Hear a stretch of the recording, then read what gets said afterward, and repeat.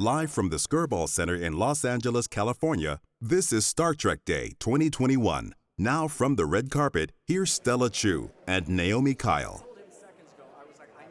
Hello, Star Trek Universe. We are live at the Skirball Center in Los Angeles, California for Star Trek Day 2021. I'm Naomi Kyle, and I'm here at the red carpet where in just moments, some of your favorite Star Trek creators and actors will be joining us as we get ready to kick off an amazing night, an eventful night.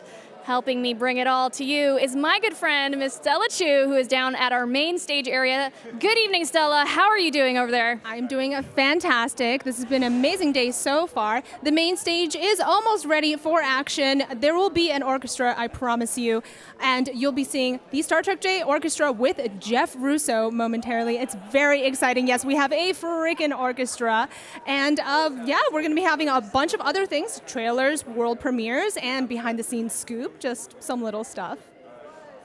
Thank you so much, Stella. Okay, we've got a lot to get to today. Let's take a look at the list. We got the Red Carpet live event, of course, which is going to be hosted by myself and Stella. We're going to interview a bunch of the actors and some of our favorite characters. Special musical performance as well. Stars and crew speak out before that, actually, where we're going to talk to panels, trailers, a bunch of good stuff. Let's see who we have here on the Red Carpet tonight. Oh my God, it's none other than George Takei. All right, George Takei, thank you so much for joining us here. We're ready. Are you ready for tonight? Am I what?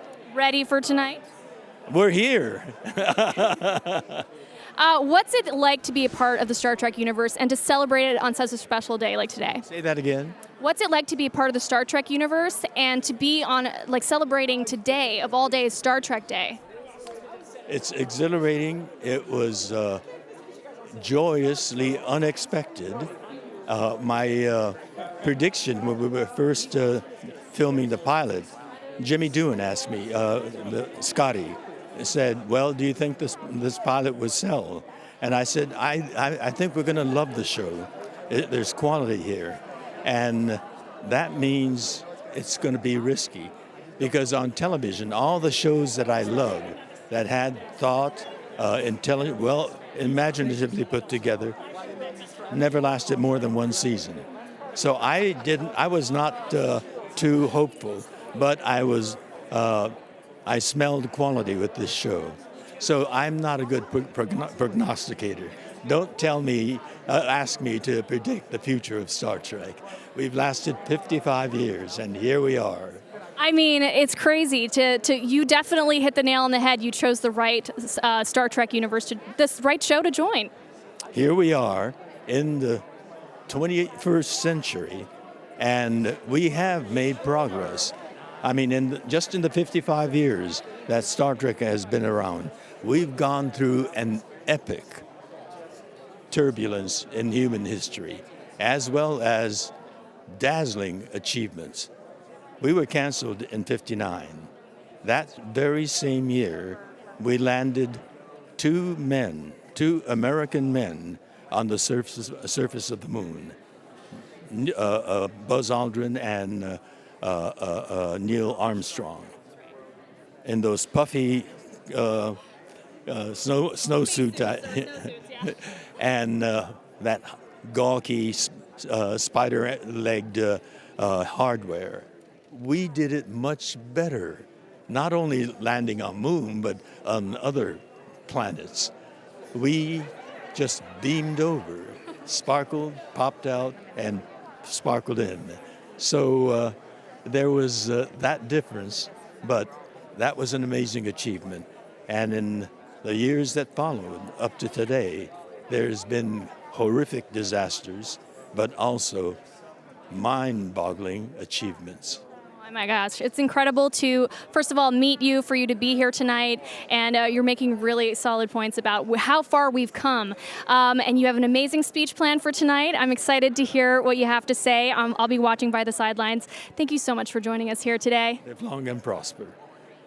Live long and prosper, you guys. Thank you. Stand back. Stand back. stand back. That's right. Socially distanced as much as we can. All right, we're going to try to get Stella back here on the live stage. Stella, you're here. I am back.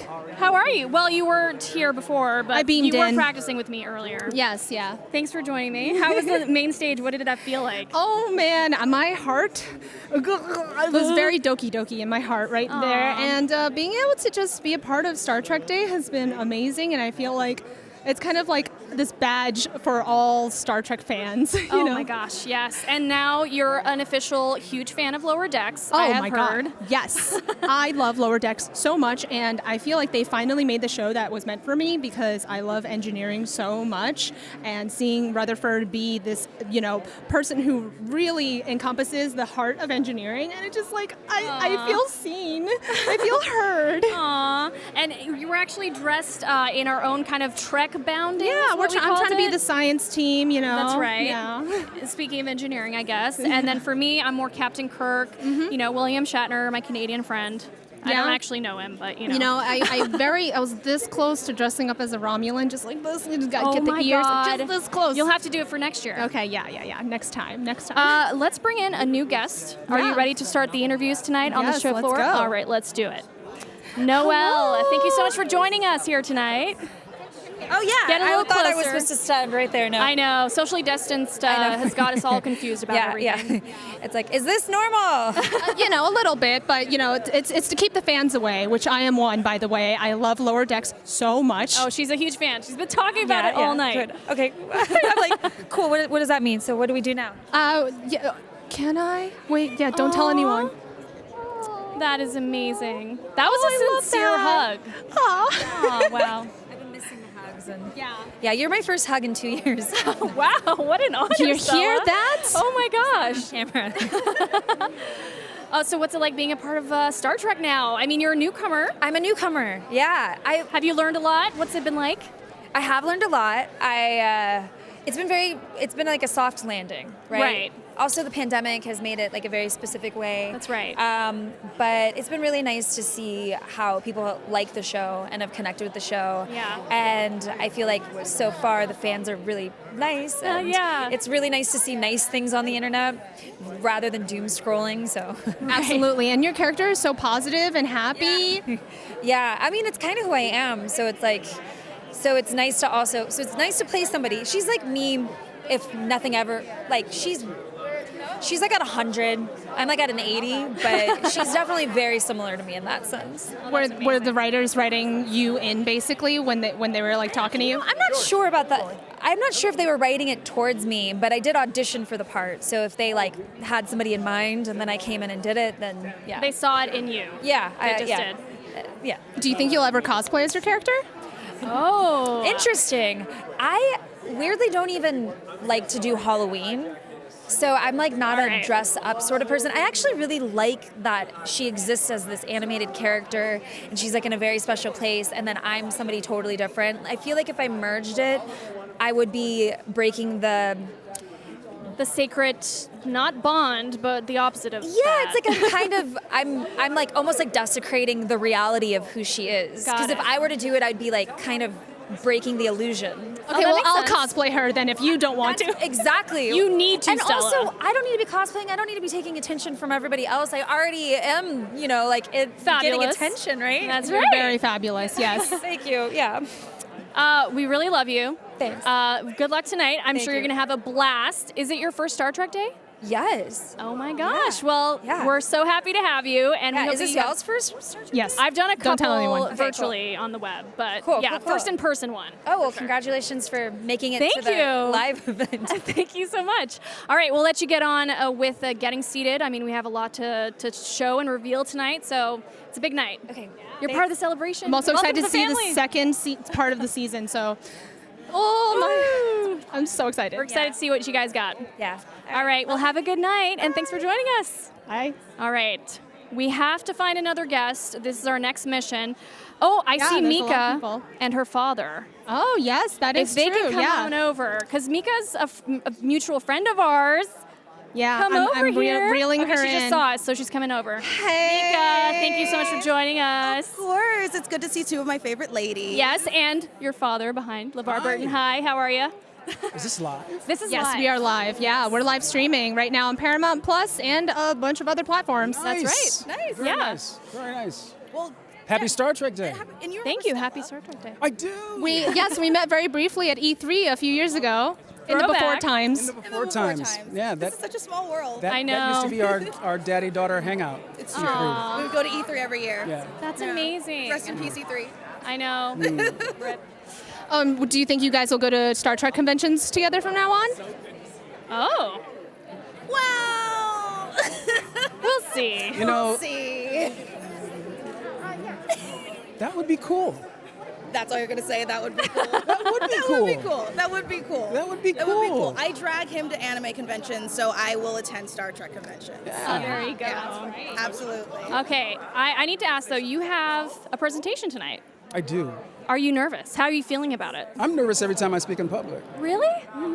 That's crazy. Well, you're gonna crush it. I know that it's going to be exciting to really see what you have to say. We're all anticipating that. Now, Mica, you also just flew in. I flew in. No, she is flying out tomorrow. Oh, you're. Yeah, yes. Me too. I think we might be on the same flight. We might be Who on the knows? same flight. Okay, I thought you had said that she had just flown in. In I that was case, wrong. I just want to say Yes. good luck tonight because you're hosting. I She is. am. And are you nervous? Are you excited? I'm pretty excited. Will and I have great synergy, and we hosted the last Star Trek Day, That's and right. we hosted First Contact Day together. Yeah. So we're cool. We have a lot of fun on stage. You've done this before. We've done this before, but it's really awesome to have a co-host that's so natural and so fun, and we vibe so well together. Yeah. It takes the nerves off. But like he said, I too am always nervous. But like you always told me, if you're not nervous, you don't care. That's a really good point. So I have will hold on to anxiety, that. child. have the anxiety. Harness that anxiety. Yes, he's made me feel really good about my anxiety. I think he actually lied to me, and that's not true. But that's what dads have to do. Right. Yeah. As is the way of fathers. And are you excited to see some of your fellow cast members? I saw Gates and Will Wheaton, of course. Just said hello to Mary Chifo. Yeah. Wilson is there. There's Miss Briones. George is down the way. I just spoke to George. Yeah. He's delightful. So incredible. Had Such a great person. amazing wisdom to impart, of Absolutely. course. For me, that's what Star Trek is really about. Yeah. It's the family, right? We are all part of this large family, and it's a pretty cool club. I feel like this is a mini family reunion for you guys. It is. It is. It is. I mean, Will was very, very young when he started with us. Mica's been a part of this since she was an infant. Literally born. Yeah. From birth. From actual birth, I've been a part of the Star Trek family. So, and I get to see Uncle Patrick once a year. Yeah. So it's nice to see him. I'm going to see him tonight, and it's just like a family reunion. And getting to It see is. Will, getting to see Gates. It's just it Warms your heart. warms your heart. I'm really excited for everything tonight, you guys. Thank you so much. You guys are like Disney bounding. We totally are. We call it You are. Trek bounding. Trek bounding. Yes. I'm loving this. I was like, hold on. I Yep. see what you guys are going for. Who am That's I? his color. Well done. Yeah. Yellow is his Or color. Captain Kirk. Or Captain Kirk. Could be a bit of both. Could be a bit of both. But as I'll long go as you're with not that. wearing red shirts. As long as you're not wearing red. I've heard that's what That's gets you right. killed. It's all good. So. That's right. Well, We are on a see red you guys carpet, later. though. Yeah. Oh, be careful. Uh-oh. Yeah. Thanks, guys. Good luck with your presentation. Bye-bye. Yay. Hi. That's right. I adore them. Yes. Hello. Hi. You look fantastic tonight. Look at the Very much. Thank you. We just pulled some things out of the closet. What can I tell you? It looks incredible. Is this your first in-person Star Trek day? It's my first what? Is it your first in-person Star Trek day? Well, not in my lifetime, but I think certainly for a while. Yeah, definitely. These are my first sort of heeled boots since COVID. Yeah. That's something. That's something. And right? something to get used to again after so many years. After My feet are so long killing not me. doing it. Yeah. I'm liking this gray. I'm liking this thing. Yeah. I think we're you guys gray got gals, see? a good matching thing so going no one on. knows who's the youngest. Yeah. Right. I have to ask, now that there's so many newcomers to the universe with these new shows, do you have any advice to impart on some of the newcomers to the universe? Yes.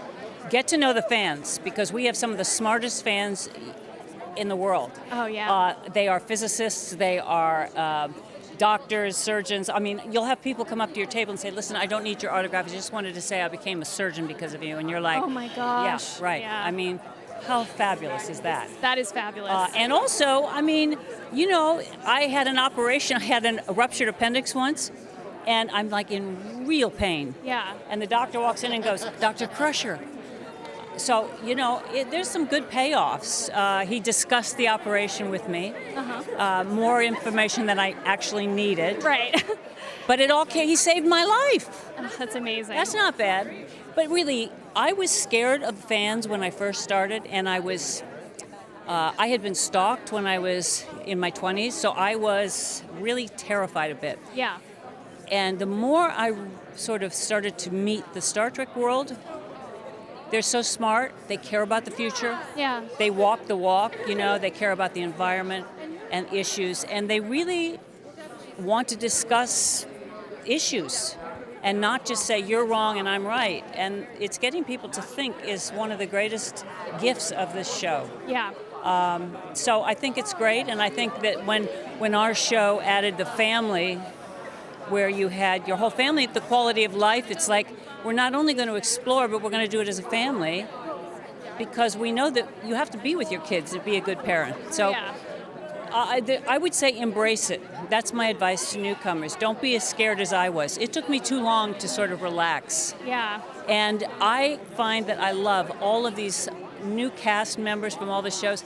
They're really great people. Oh, yeah. And I've been doing my podcast, Investigates, where I talk to all of them about everything except Star Trek.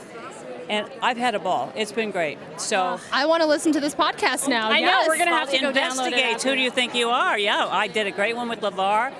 Will Wheaton, double episode. We played Never Have I Ever for part of it. Ooh, okay. Yeah, you're going to learn more than you want to know. All right. Well, thank you so much. It was great talking to you. Enjoy the rest of Star Trek Day. Have a good show. All right, who else shall we get? Really, I almost said thanks, Mom. Which, you know, kind of makes sense. I mean, we grew up with these characters in some ways. I really did, and I Yeah. really loved her character a lot. Yes. We have a Hey, friend. Hello. Hi, how's it going? What's up? How are you? I'm good. How are Good. you? Welcome to our live show. Thank you. Hello, live. Are we live? We Like are this live, is live live. right now. Oh my gosh. Yes. Okay, I'm not nervous at all. Yeah. So, talk about Prodigy, or what you can say. Okay, I can barely say anything, but I played Dal. He's this alien who has no idea what species he is. So, over the course of the show, he sort of finds his tribe and a little bit more about himself. So that's Yeah. all I can say. But Okay. I'm super excited. The show looks amazing. Yeah. It's like ridiculous. The animation, did you get to see any of the animation before? I've seen like just in ADR, like the whole like beginning of the first season. I'm sorry. No Because spoilers. the trailer, dude, like the animation, the colors. The trailer at all. What? I saw the little teaser, but not the trailer. Okay, the teaser, I mean, yeah. In it, but yeah, There's some reveals to be had. So gorgeous and colorful, Yeah. and your character looks amazing. beautiful. It's beautiful. Well, Yeah. we're very excited to see more from Prodigy, of Yeah. course. Welcome to the Star Trek family. Thank you so much. And have a great Star Trek day. Thank you. You guys Have a great time. All right. Oh my gosh. Oh. If we can get Will Wheaton on here, we'll be set for the night. Oh, Mary Chiefo is another great character. I mean, hi, Mary. Hello. Good to see you. You were on the Ready room with me, of course. Yes, we did deep dive into Klingon Oh, we stuff. did. We and really did. Shakespeare. Yep. Hello. All the things. Clock, I'll never forget. Is that how Yes. you pronounce it? I have to make sure I say it right. the- Clock. oh, Sorry, speaking of oh, that's the one. That's the one. I almost had it. love that. But yeah, Yes. so you had to learn a whole new language. So did. tell me about what's coming for you in the Star Trek universe. What can we expect? well, I did this past year get to voice L'Rell on Star Trek Online, Of which was course. so awesome. And we just dropped my Klingon rock song. Yes. I don't know if you caught that in all Klingon. That's incredible. And you sing the whole thing. Yes. Yeah. Oh my all gosh, me. I need to go back and Yeah. It's very, very fun all through. Has it been a dream come true of you to be like a Star Trek rock star? Yes, I mean, truly, it feels like it's this culmination of things, because I've always loved singing, and I go all over the place in what type of singing I like to do, but something about doing a heavy metal Klingon song just feels perfect. exactly what my life purpose has been. It's very Klingon. I mean, of course Yeah. they would listen to that type of music. It definitely works. All of the different sounds really mesh right in with the music. Oh man, are you excited for tonight? Like, is there anything you're looking forward to experiencing? Or it's kind of like we were talking about how it's a family reunion. Everyone gets to see each other in person. Yeah, I mean, for just so long. being on the carpet and just seeing certain faces, and particularly after this year, like usually we're at conventions, you're seeing a few people here and there, but it's really been a while. I was at the Vegas convention, I got to see a fair amount of people, but it really is moving to be back in this place where I actually, I saw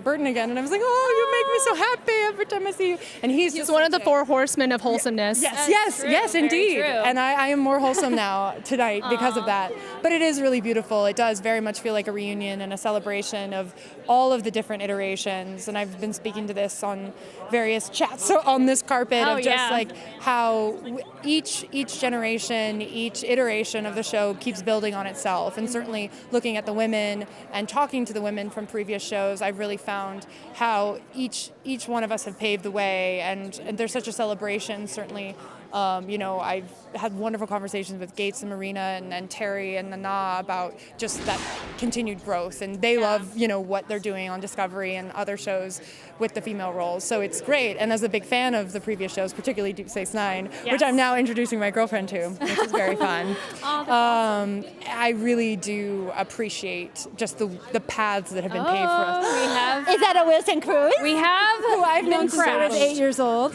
She sat on my lap once. Yeah. Then you died. I have to do legs now. to happen. That's great. She's my favorite. Oh, he's my favorite. Hello. Yeah, I'm so inspired by Wilson always. Oh, stop. Okay, no, that's not what I said. I know you didn't come and do that, but it really is. This is a great example of what I'm so proud of in Discovery, and the exploration and celebration of my own queerness is really thrilling. And I've just been so proud of the fact that the show is actualizing that more and more, and casting those who can speak to their own experience.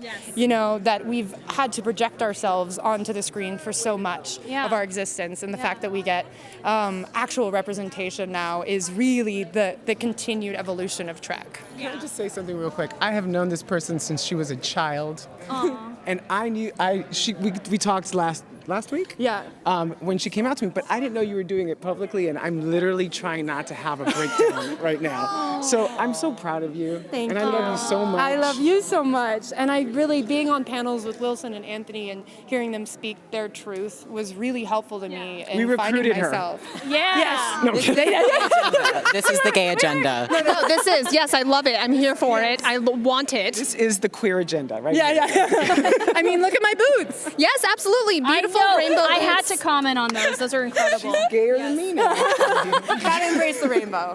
But y'all are cool. Sorry, we interrupted. I mean, no, but please, we we would want love all to of have you you on our live show. But also, this is Solidarity. so technically we are live right now. So like you saying these things is extremely important. No, Nope. these are really important. You guys, like, please tell your truths. Like, this is so important for people to hear, especially nowadays. Like, I feel like there's so much more representation, and people are actually getting to be able to like talk about like their lives, like not just on screen but off screen, like who they really are. So please.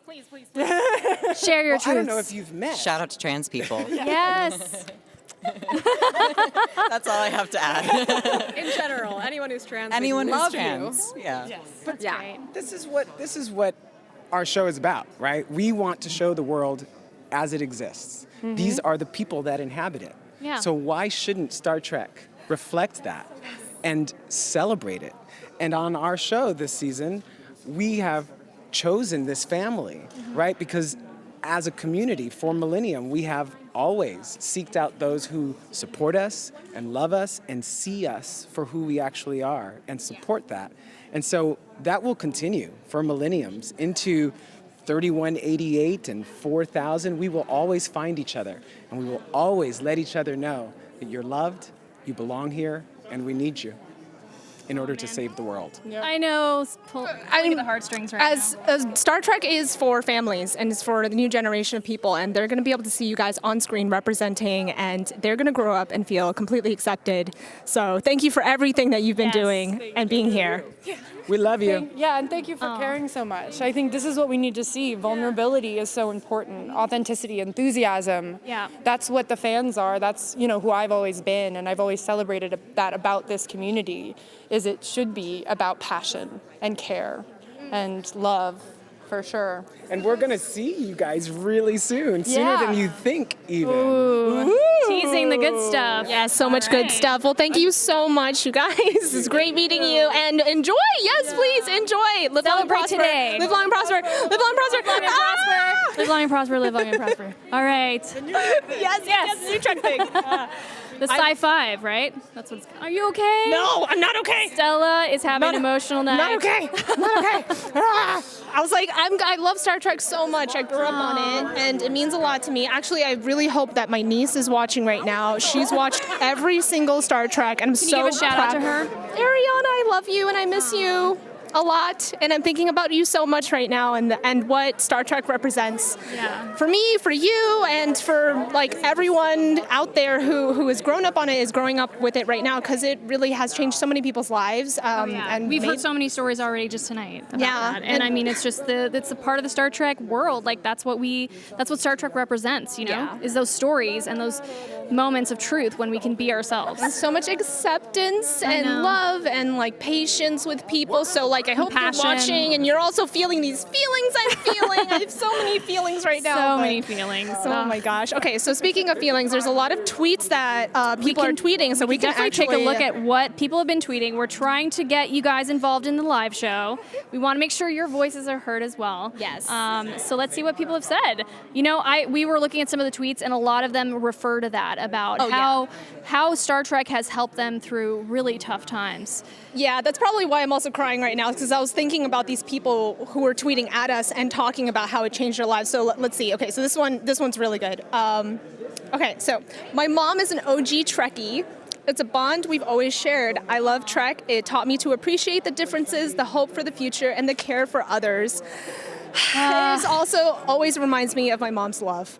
Oh my God. So yeah, like I'm not even joking. These tweets are like really wholesome. They're really wholesome. I feel like we're going to get a lot of that tonight. It is a day of celebrating this universe and what's done for people. So yeah. Oh man. All right. Well, let's take. Yeah, I just want to make sure that we get through as many tweets as we can. Star Trek always gives me fond memories of my parents. This one's from Tori Joy 09. Literally my first memory is lying on the couch behind my mom while she watched Voyager and hanging with my dad watching DS9. Even taught me the Vulcan salute at 4 years old, and of course Cisco for giving us Black Girl Magic with Michael. As a kid, I remember all of us trying to do the Vulcan salute as a kid and being like, if you can't do it, you're not cool. And so I trained my fingers to do it. I even put rubber bands around my fingers to try and do it. So like I get it now. I can do it. Can you do it with both hands? Ah, heck. Sorry, I didn't mean to put you on the spot. Oh, yes, you did it! I can. You can do it. Even if you couldn't, it's still fine. It's reminding me now that like it was the cool thing to do, as a kid, it was to watch Star Trek. Yeah. Yeah, and we're here to celebrate Star Trek. There's a lot encompassing this event tonight, including an exhibit. So encompassing more than half a century of television series spin-offs and films. Star Trek Exploring exhibit is going to be showcased tonight, exploring new worlds. It sheds lights on the enduring relevance of this pop culture phenomenon. This fully immersive exhibition will showcase Star Trek's significant impact on culture, art, and technology through more than 100 rare artifacts, set pieces, and props, plus state-of-the-art photo and video interactives. So there's going to be a lot of highlights from that. We're taking a look at some of the footage. Maybe, Stella, you could read what we've got going on. There's going to be set pieces from Star Trek, the original series, including the navigation console, artifacts and props from the various Star Trek TV series and films, including the original series tricorder, communicator, and phaser, a Borg cube from the film Star Trek First Contact, a Klingon disruptor pistol from Star Trek The Next Generation, and tribbles from Star Trek The Original Series. Oh, Spock's tunic worn by Leonard Nimoy is a part of the exhibition, which is crazy. Lieutenant Uhura's dress worn by Nichelle Nichols.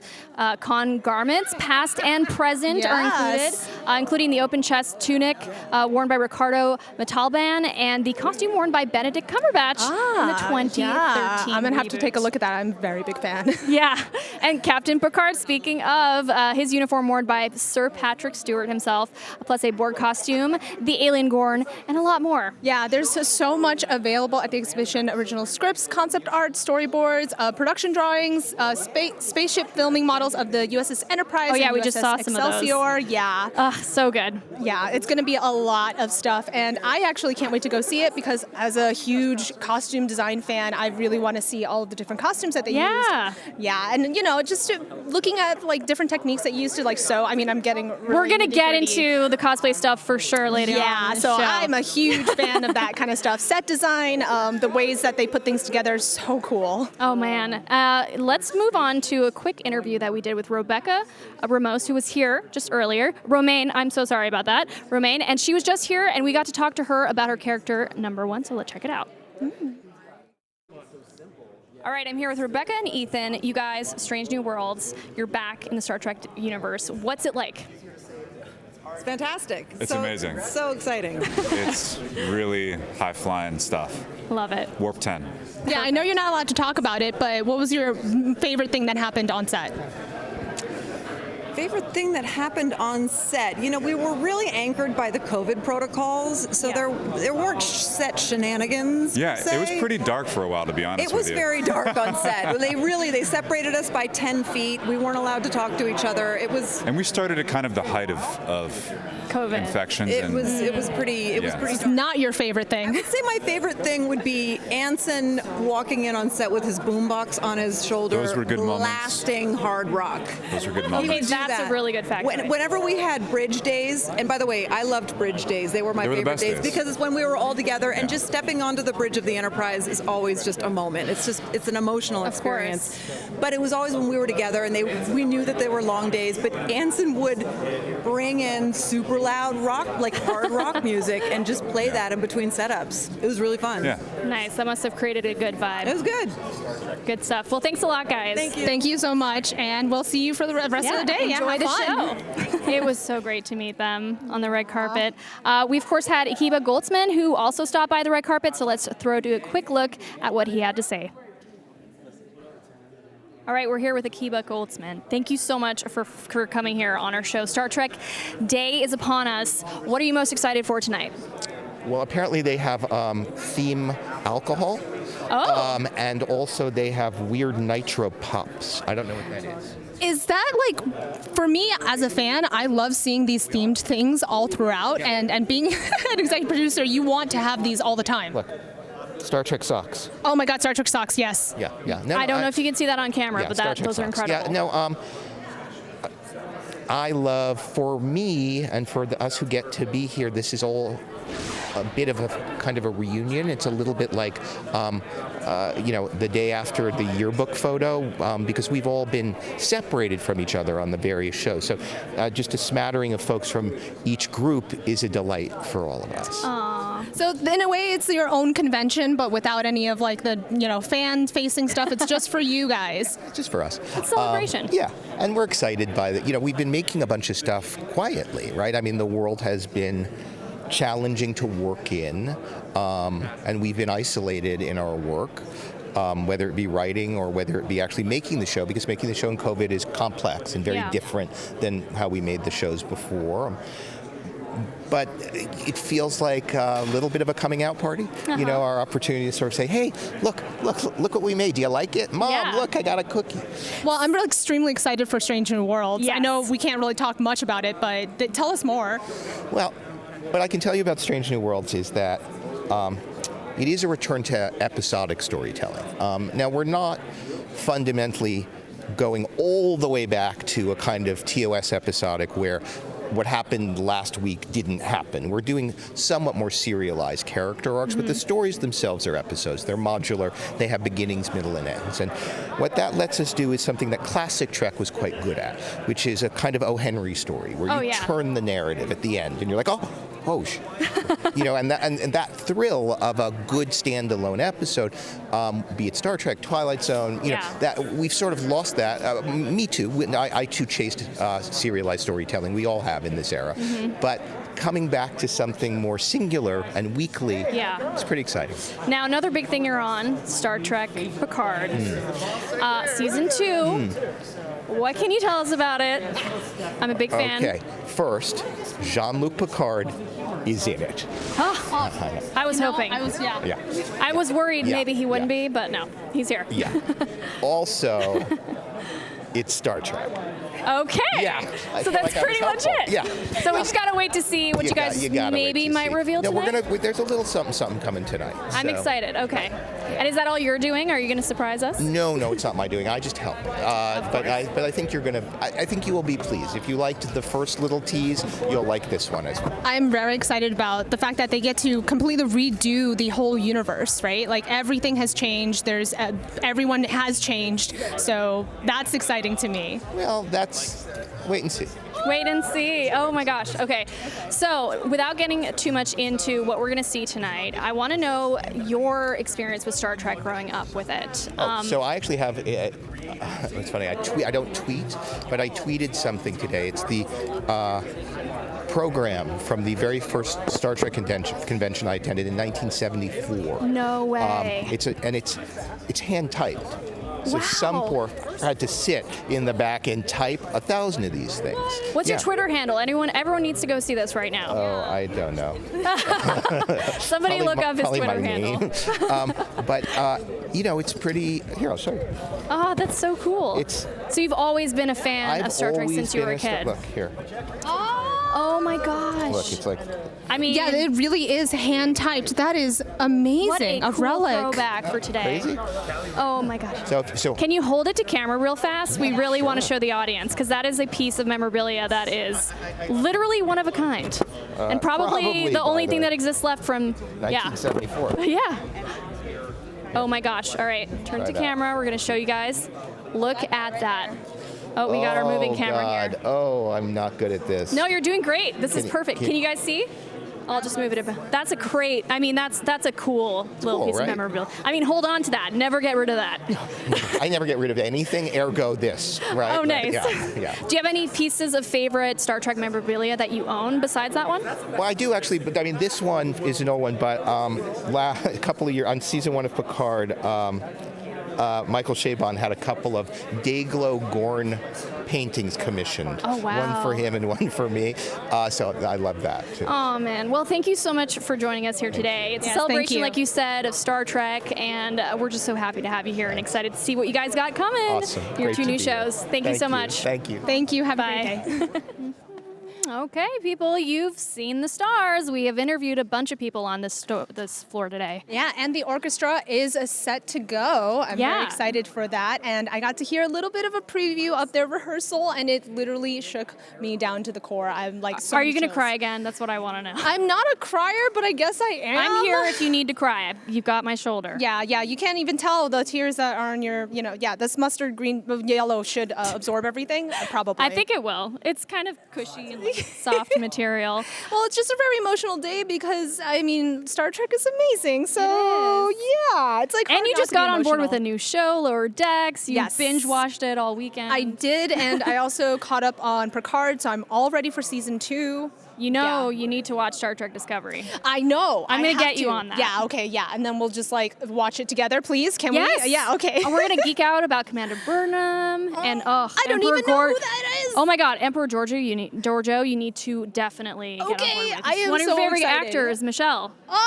Yeah, you told me. Oh my God, yeah. So I'm very excited to watch all of that and just kind of re-enter into the new Star Trek family of all the new shows that are coming out and all of the previews. There's that so we're much to seeing watch today. and tons of content tonight. Speaking of, it's time to launch this ship. Aren't we supposed to have a bottle of champagne or something? Oh yeah, don't worry, that's coming. But for now, we'll see you a bit later in the show. Next up, Jeff Russo and the Star Trek Day Orchestra. Then Will Wheaton and Mica Burton from the main stage. Welcome to Star Trek Day 2021. Live long and prosper.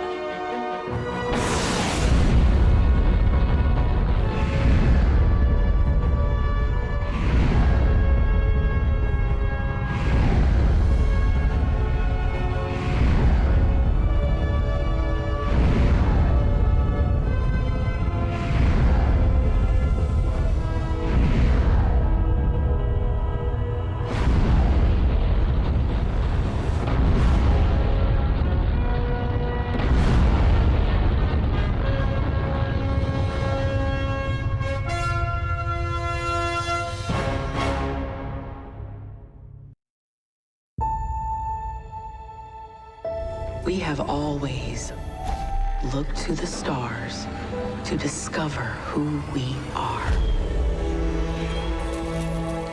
To seek the unknown. That's why we're here. Because there's no such thing as the unknown. Only things temporarily hidden. There are moments that will test us. Be bold. Be brave. Be courageous. Let's see what's out there. We are explorers. We explore our lives, day by day. Fascinating. Intriguing. We're going to stumble, make mistakes. We got sci-fi stuff happening over here. That's weird. Weird is part of the job. We get to do what we love. We're going again. We get to reach for the best in ourselves. We get to reach for each other. Mortality gives meaning to human life. Love, friendship, these are precious because we know they cannot endure. We all have a story, just waiting to be claimed. The past is written. But what we do now has the power to determine the future. And we will make that future bright. Wherever our mission takes us, we'll face our destinies with bravery and honor. The need to connect is at our core. It takes time and understanding. If things were easy, It wouldn't be worth it.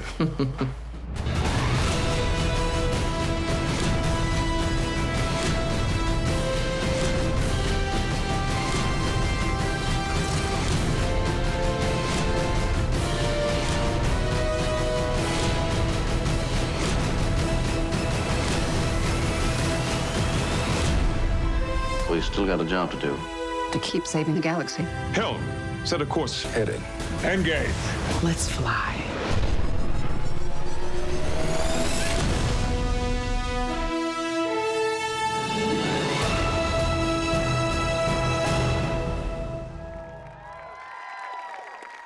Welcome to Star Trek Day 2021, live on Paramount Plus.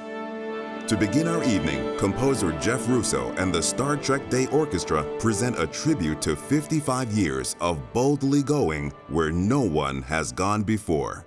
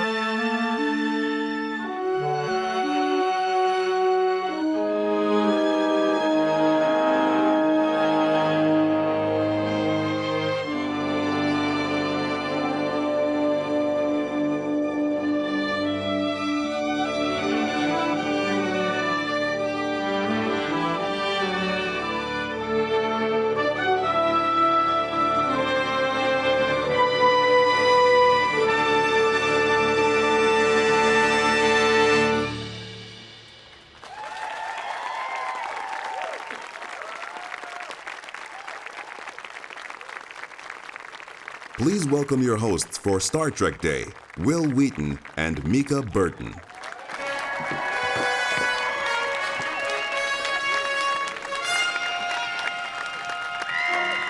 Hi. We did it. We did it. I'm so proud of us. Hey, nerds!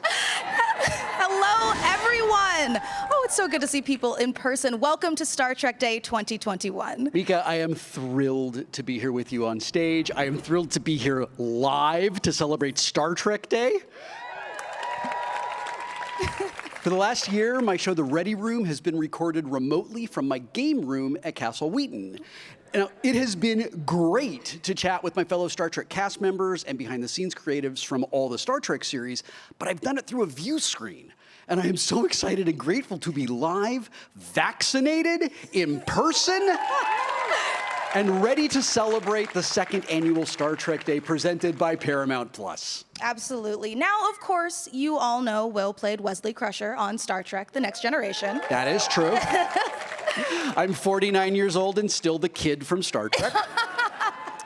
Mica, who I have known since she was a baby, in addition to hosting all sorts of cool Star Trek events, is an actor, a model, and one of the coolest nerds I know. Aww, thanks. You're like here-ish on my list, but you're pretty cool. Oh, thank you. You're welcome. You're welcome. I got places to go. Yeah, you can go up a few notches. But as you also probably know, Star Trek Day was created to celebrate the day the original Star Trek series premiered, September 8th in 1966.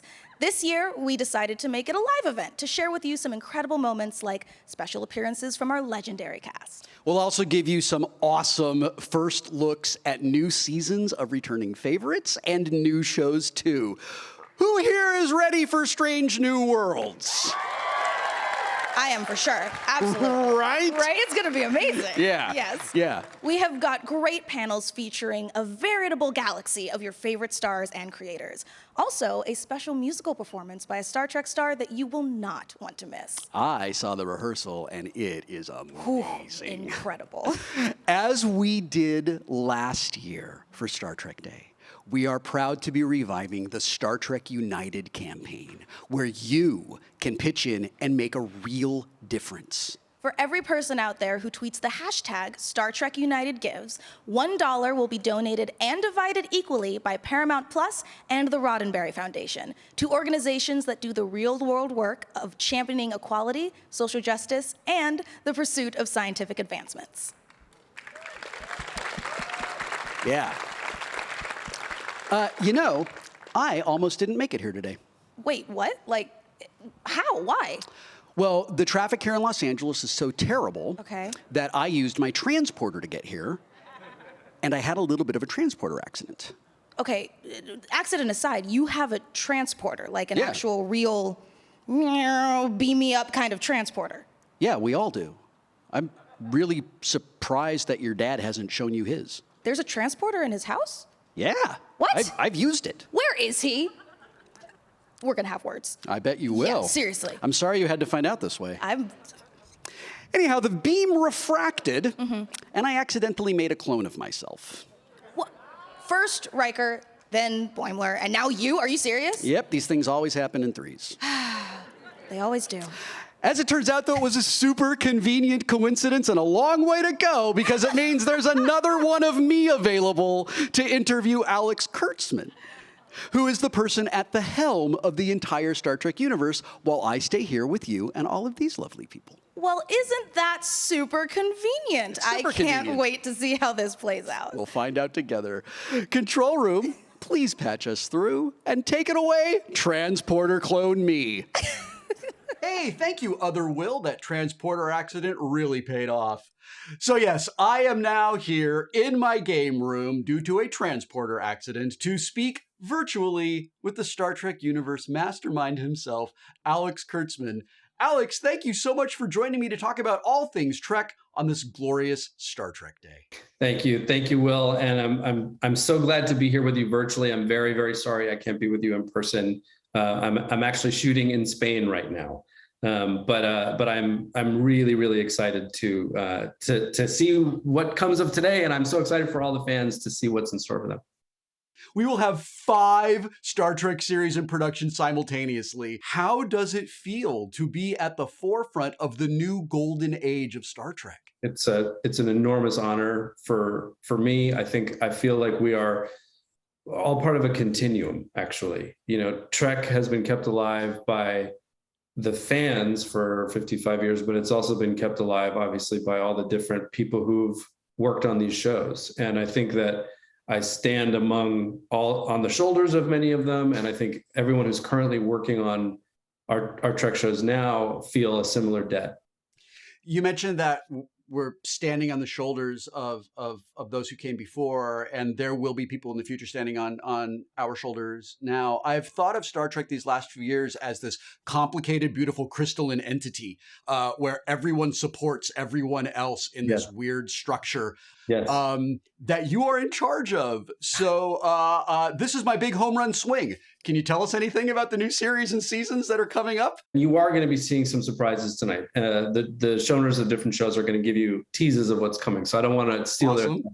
But I can tell you that that the goal for us has been to really try and make sure that each Star Trek show has had its own identity, its own individual reason for being, but also, as you say, part of this giant crystalline structure where everything kind of fits together and is of a piece. And that's been, I think, very much the goal.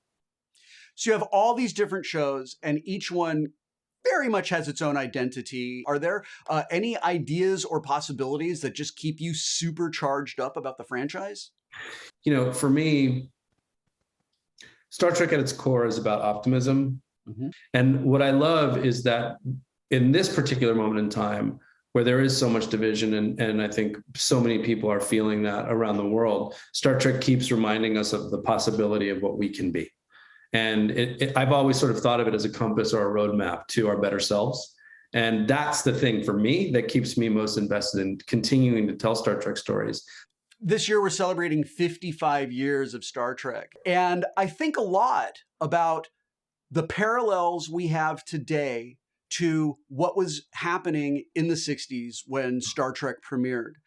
And I wondered if you would talk about any elements of the past series that have inspired you and your team to create new worlds that are steeped in that history, but are also geared toward making the future brighter in a similar way to Gene's idea to make the future brighter in the 60s.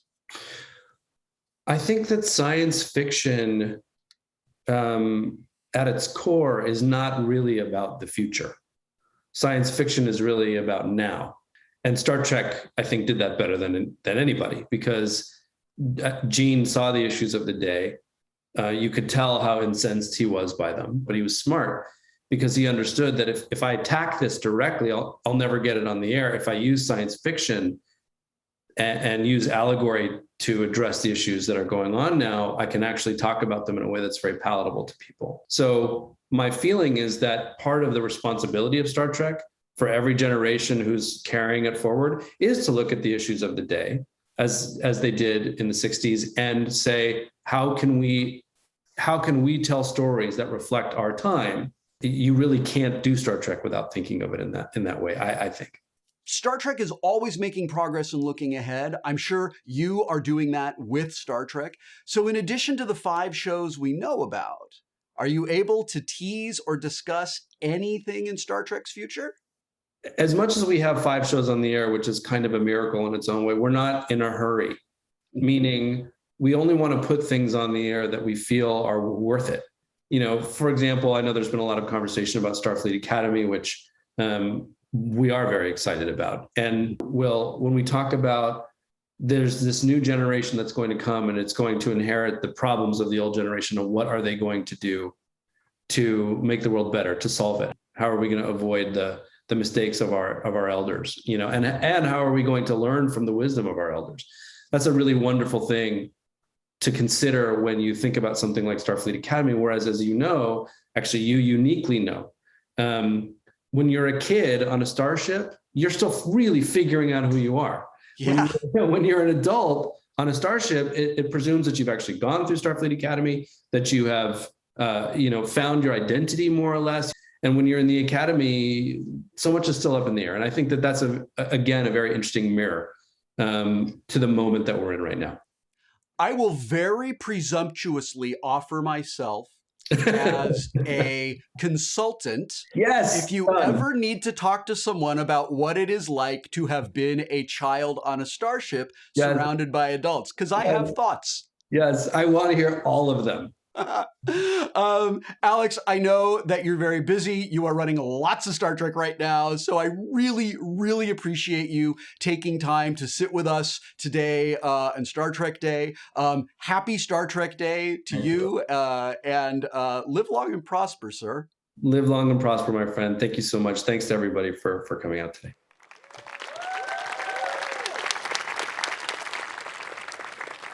Well, now it is time to meet the new kids on the block. Please join me in welcoming the executive producers of the upcoming Paramount Plus original series, Star Trek Prodigy, Kevin and Dan Hageman.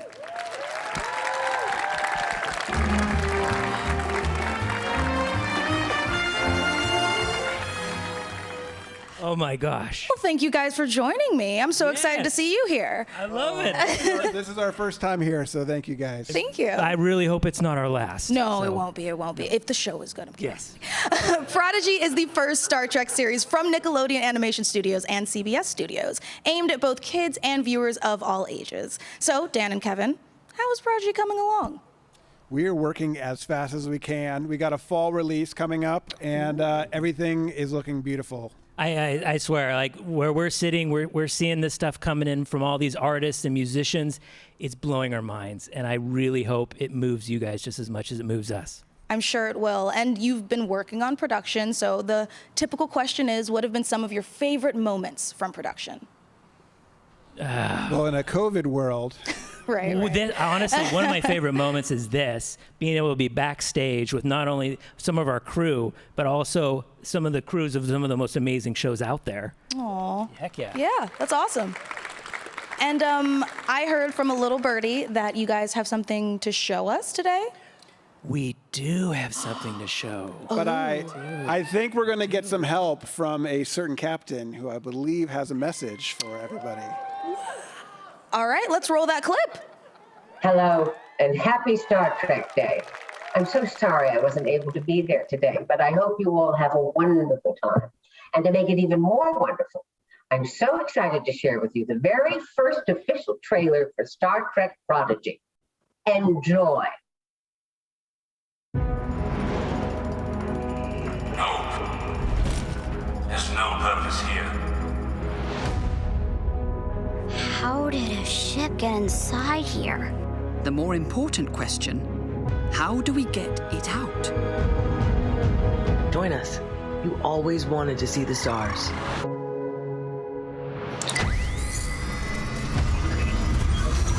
On behalf of Starfleet, welcome aboard. What is that?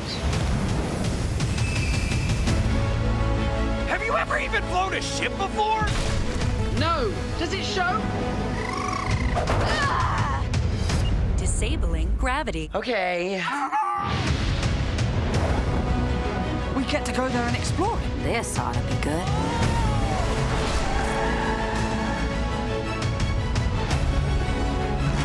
It appears we are fighting now. No one shall escape. Get me my ship! There goes our exit. We're so dead! Fire the pew pew pew button. I don't see a pew pew pew button. Just hit them all until it goes pew pew. Woo! We've got phasers, baby! I've seen my share of wayward crews, and I can tell you this. You've got potential.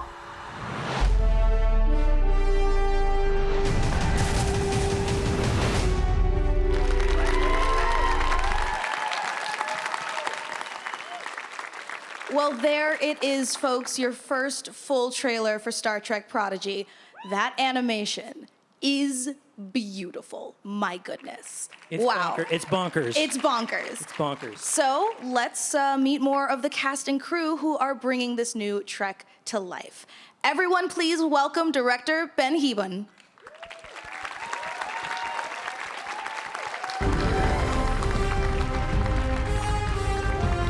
Brett Gray, who voices Dahl, the hopeful teenager of unknown species who sees himself as a bit of a maverick. And D. Bradley Baker, who voices Murph, an endearing, indestructible blob whose age and species are unknown.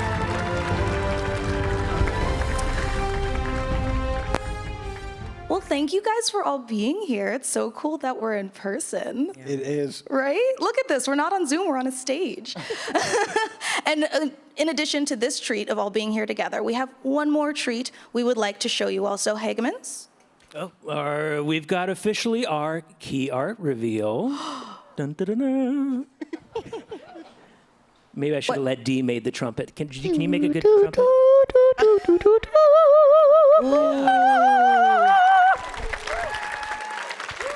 Look at that ship, folks.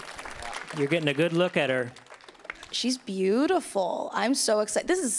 The art style is just so cool. I know we've nerded out about the art style before, but I just have to say it again. This is something I feel like we have never seen before, so I know that we are all excited to just dig our teeth into Prodigy. But I have to know for Brett and Dee, joining a Star Trek series can mean a lot because, as my friend Will Wheaton says, you're not just joining a cast, you're joining a family. So how does that feel for you guys, and what are you looking forward to the most? Well, when I was a kid, I bought the blueprints to the Enterprise at the local mall. And when I was even younger than that, I had this winter wear that I'd wear over my head that had a slats for the eyes and the nose and the mouth, and I looked like the Gorn, which, if you know Star Trek, that's the lizard man that Captain Kirk heroically fought in one of the original episodes. So I'm an old Star Trek fan and loved it so much as a kid, and it's a real thrill to be on board for this, I gotta say. I've been super excited. I kind of had no idea what I was getting myself into. This is awesome to see just how big of a universe it is and just how giant of a fandom and a sort of relationship that people have to the characters and the stories that they're telling. So it's really awesome to join anything where, you know, the audience feels just as responsible as the creators for the stories that we're telling. So it's cool. Well, I know everyone is happy to have you aboard. I'm really gratified to see that a lot of the away team has made it here. They're still alive and kicking. Those of you in red, I think that's awesome. For the creative side, Dan, Ben, and Kevin, the characters and setting of Prodigy feel so far removed from the bridges and hallways of starships that we're really used to seeing on Star Trek shows. So how did you ground this series in the Star Trek world itself? Well, Prodigy starts in a very far removed, remote, new place, very mysterious in some ways. So that allowed us to have this kind of like fresh start or blank slate. As the kids are living this, mysterious place, they make their way to this aspirational, idea of the Federation. And so through the journey and through the show, we are reconnecting, or they're connecting, we're reconnecting, we are rediscovering the qualities and the values of Trek. And so it has been really interesting to look at all of this incredibly rich universe from a kid's perspective and being able to approach it from a really different angle. Can I also just add, like, when Dan and I were writing the season, we knew the kids aren't going to don uniforms at the beginning. They don't know and respect and understand what Starfleet is, what the Federation of Planets. And so I'm not going to say when it happens, but we take our time. And so when it does happen, it gets you.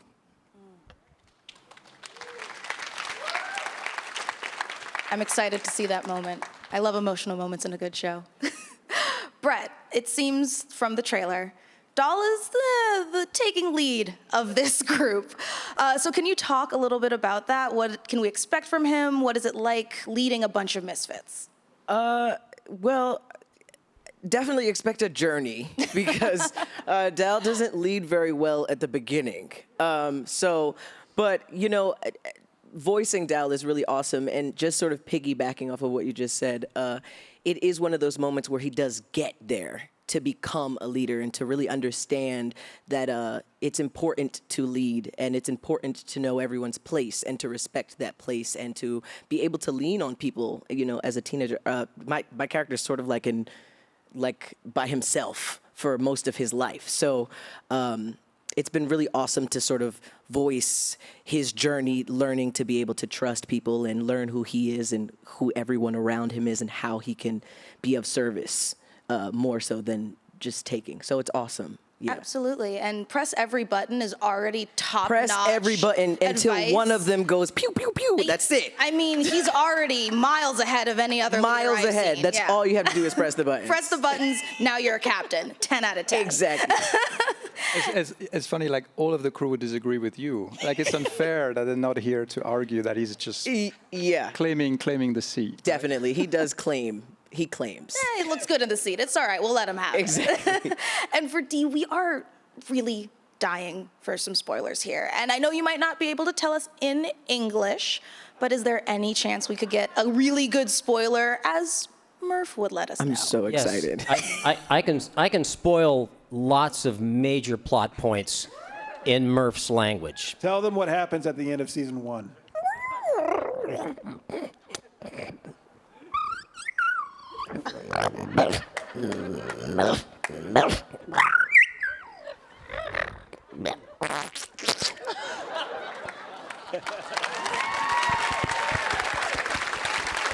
That's what happens. I can't believe CBS is letting you just get away with that, just spoiling the whole show right now. It's a very out-of-the-box kind of a show. It's amazing. You know, when they all went back in time to current time 2020, I wasn't expecting that, but you guys really pulled it off. For Dan and Kevin, though fans of all ages will enjoy Prodigy, I know I'm going to, the show is predominantly aimed at younger audiences. So how did you craft situations that highlight Star Trek's traditional values, but with an eye for how kids may see it? I think if Kate were here, she would tell you kids are smart. In a lot of ways, they're a lot smarter than adults. And I love that the show it doesn't pander down to kids. Though it's about kids and in a very adult world, we don't pull any punches. We don't give them an easy. There's no Keystone Cops out there in outer space. It's the same world as in every other Star Trek show. And I think in that way, we're telling a show that, yes, kids will enjoy, but I think anyone who is yearning or curious about Star Trek, who might feel intimidated about where to jump in, our show will be a great entry point for them. Yeah? Well, I need to go down the line of the panel here, and just in one sentence, one word, can you give me a quick summary of how you think that Prodigy will fit into the Star Trek universe? Which side do we start on? Let's start with D. Of course. You're not a side. I'm sorry. You want to switch chairs? I think you've got both adventure and optimism, and that's in a really fun package is what it feels like to me. I would say growth. When I think of the show, I feel I really get to grow with these kids, and I really get to watch them learn and become. And so I would say growth and pride. Yeah, definitely, and who you are. I would say open-minded and hopeful, I think. And I think that's what the ambition of the show is that empathy and that idea of validation of trusting yourself with your imagination. I would say a new perspective. I think this is one of the first Star Trek shows to really look at Starfleet from the outside in. I love hearing all the different ones. For me, the word that came to my mind was just joy. When I watch this, it brings me absolute joy. Oh, that warmed my heart. I'm so excited to see Star Trek Prodigy. Thank you guys so much for joining me for this panel. Are you guys excited for Prodigy to come out? Well, Star Trek Prodigy will premiere on Paramount Plus in the US on October 28th. And in Canada, it will air on Bell Media's CTV Sci-Fi channel and streams on Crave. So now, from Star Trek Deep Space Nine, here's Sirach Lofton.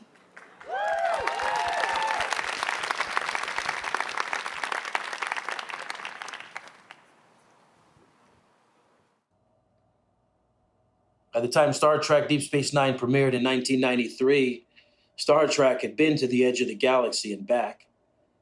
Star Trek The Next Generation had given new audiences a window into the inner workings of a starship that traveled across the galaxy. But it was time for a new vantage point from which to explore. The only show to take place on a space station, Deep Space Nine's location near a wormhole, allowed it to foster diversity and create a real sense of community. As the first series to completely invest in multi-episode plot arcs, much like today's Star Trek Discovery and Star Trek Picard, Deep Space Nine allowed its characters the room to develop as their stories played out on screen. Captain Benjamin Cisco, played by Mr. Avery Brooks, was the first Black lead in a Star Trek series. Perhaps more important than that, he represented a thorough portrayal of a man balancing family, leadership, and personal strife. His relationship with his son, Jake, me, added a family dynamic that really had never been seen before on Star Trek, or any series for that matter. A single father and his young son begin the show faced with the uncertainty of a galaxy roiled with political unrest and the heartbreak of struggling to find their way after a tragic loss. Through Cisco and many of the other characters and plot arcs of the series, Deep Space Nine took Star Trek to a more allegorical place than the franchise had ever been before. The Cardassians and Bajorans played large roles in the shows, giving fans a deeper look into their cultures. Deep Space Nine did not shy away from the tough themes like religion and racism, epitomized by the episode Far Beyond the Stars. The show also explored the intricacies of war and the morally ambiguous decisions that are often made as a result of it. It is for these reasons that Deep Space Nine has earned a unique and rich place in the Star Trek universe and helped bring the franchise that had so far focused on adventures across the galaxy into its own.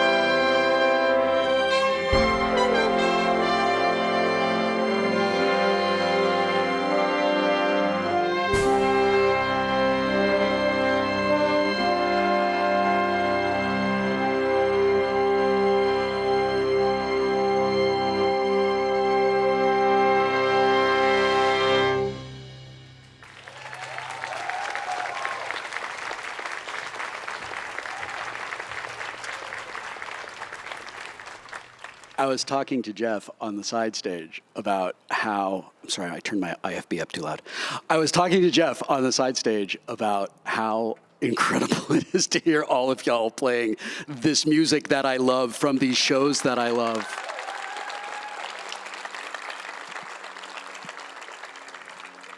And we're gonna get to hear the Next Generation theme song eventually tonight, and I'm gonna be a mess. And it's going to be amazing. I want to say thank you to Sirach Lofton for recording that and for his unbelievable portrayal of Jake Cisco. When I was younger, I had a weird sibling rivalry with Deep Space Nine. That was entirely my dumbassery, and I didn't watch it. I started watching Deep Space Nine about a year ago, and oh my God, what a great show it is. And I'm so excited that I get to discover it now when I'm like mature enough to appreciate it, because I wasn't then. Anyway, I am now excited to introduce cast members and crew from Star Trek Discovery. Here with us today is executive producer Michelle Paradise. Hi. Wilson Cruz, who plays our beloved ship's counselor and chief medical officer, Hugh Culber. Blue Del Barrio, who plays Adira. And Ian Alexander, who plays Gray.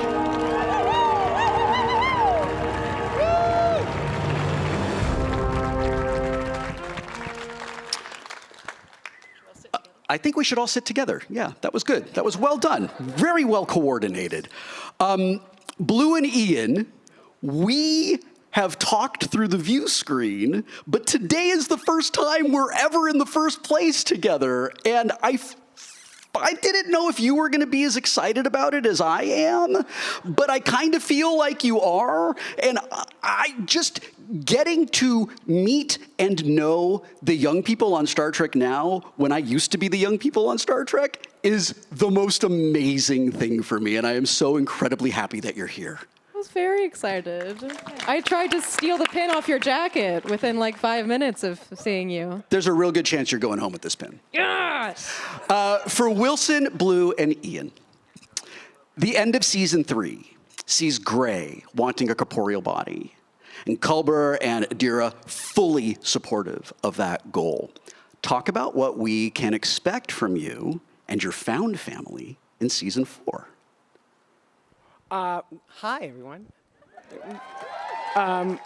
Well, I just first need to say that your energy and your joy is infectious, and it always has been, and I'm just a huge, huge fan, because he's from my Star Trek. You're the one who gave me Star Trek, so I'm so grateful to be here with you. That's so cool. You know, I think what's important to know is that when Dr. Culber makes a promise, he keeps one. And at the end of season 3, like you said, we promise Gray that he will be seen, and that it's important for people to see him and understand all of the amazing things that he's capable of being. And so in season 3, we do keep that promise, I'm happy to say. Yeah. But yes, I get to do a bit more parenting this season, helping my Adira find their way and live up to their potential. And also we get to see a lot more of domestic bliss between Paul Stamets and myself. So it's been a really fantastic way to spend the season, to create this family where people are relying on each other and supporting each other, and creating the world that we all deserve to live in. So I think we can safely presume that we will find a way for Gray to land into a corporeal body. Yes. And I did that change at all your approach to him? Definitely. Like, being able to actualize as Gray has been so rewarding and amazing. I think we really get to see him grow into himself more and blossom in season 4, and I'm really excited for y'all to see it. And Blue, what is it like for Adira to have him there?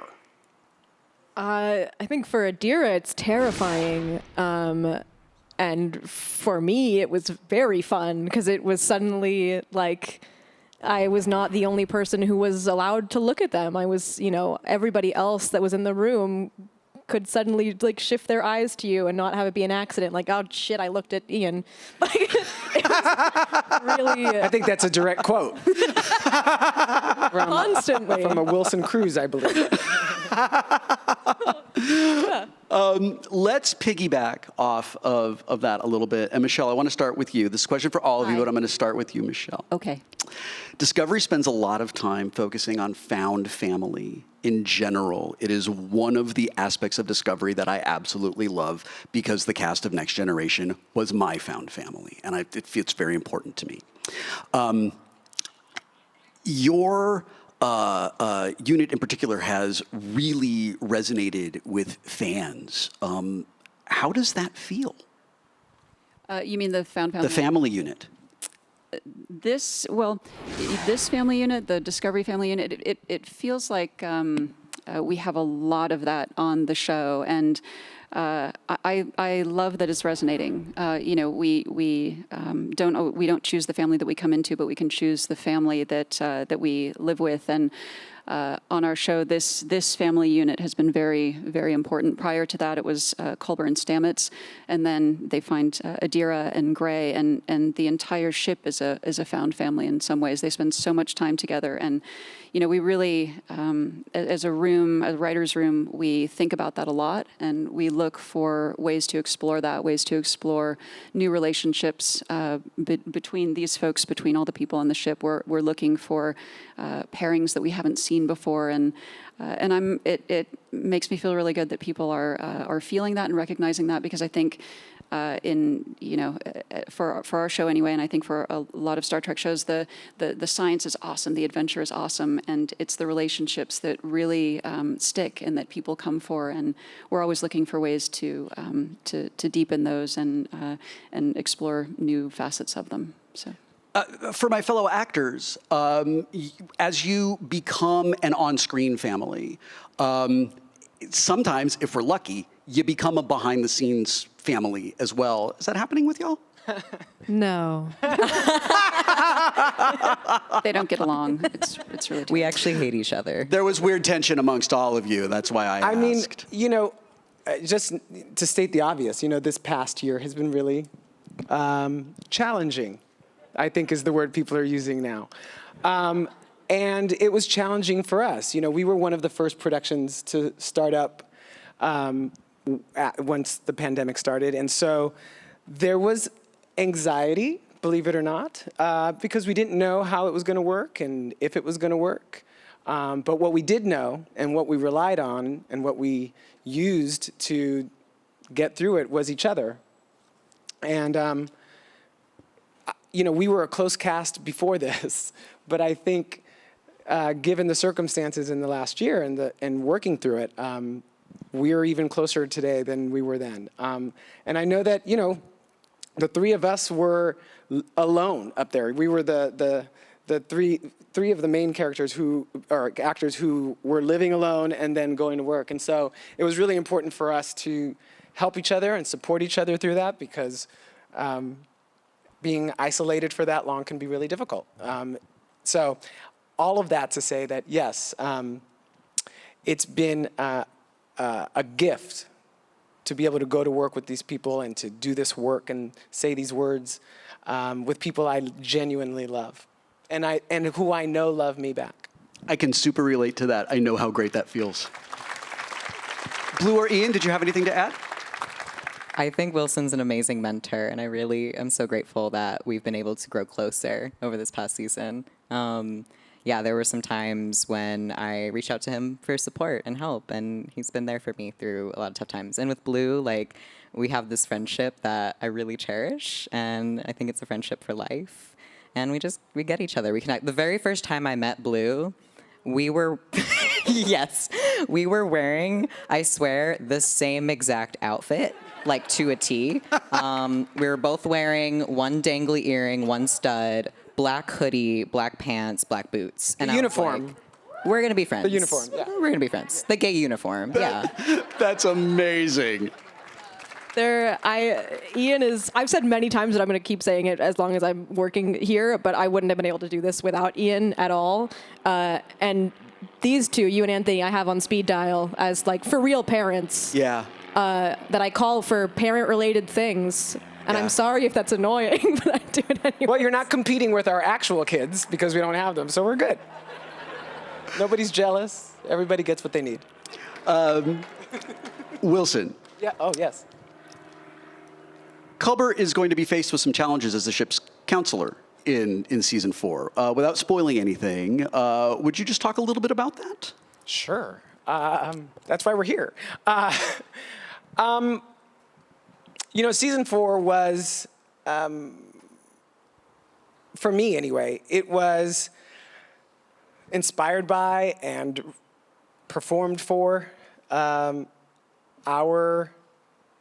medical officers in real life, right? The people who have gotten us through this pandemic, who have saved our lives and then gone home to take care of their own families and take care of their own needs and found a way to juggle and keep all of those plates spinning. And in regards to Culber, that meant as ship's counselor, he's not only helping crew members with their anxiety over what we're dealing with on the ship, but he's dealing with his own anxiety over his own feelings about it, and also how to take care of these 2 young people and his partner.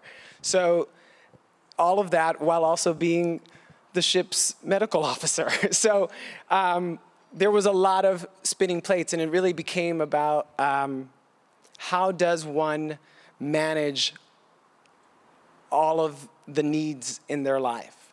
And I thought a lot about all of those medical officers in the world right now who have really gotten us through this year. A lot has happened since Mica and I came out on this stage, however long ago. The pandemic has ruined my perception of time. So let's hop over to the red carpet and find out how social media is reacting to what's been happening so far. Uh-oh. Thank you so much, Will. Yeah, what a great that's right. panel that was. Oh my gosh. Watching that panel made me extremely emotional, and I still haven't watched Discovery, but I resonated so much with everything that they said. I keep telling you, you gotta watch it. My heart is very, very vulnerable right now. Yeah, and it was so great hearing from Ian and Blue, and just kind of their dynamic behind the scenes, and them just like totally having, like they said, a found family. Yeah. And like being off screen and on screen, things happening and feeling like everything's connected. Yeah. There's just I need to rewatch everything they just said because it really just resonated so much. It was great. Yeah, and like even the fans on Twitter are sharing their stories as well. So right here we have. Yeah. Okay. So Money 05701. Hi. Happy Star Trek Day, he says. I'm so happy my daughter shares my love for Star Trek. It's so great watching the amazing live streams together today. We are looking forward to Discovery Season 4 and Strange New Worlds, of course. Yes. Which I can't wait to see what we got going on for that tonight. Yeah. There's some big reveals happening. Get ready.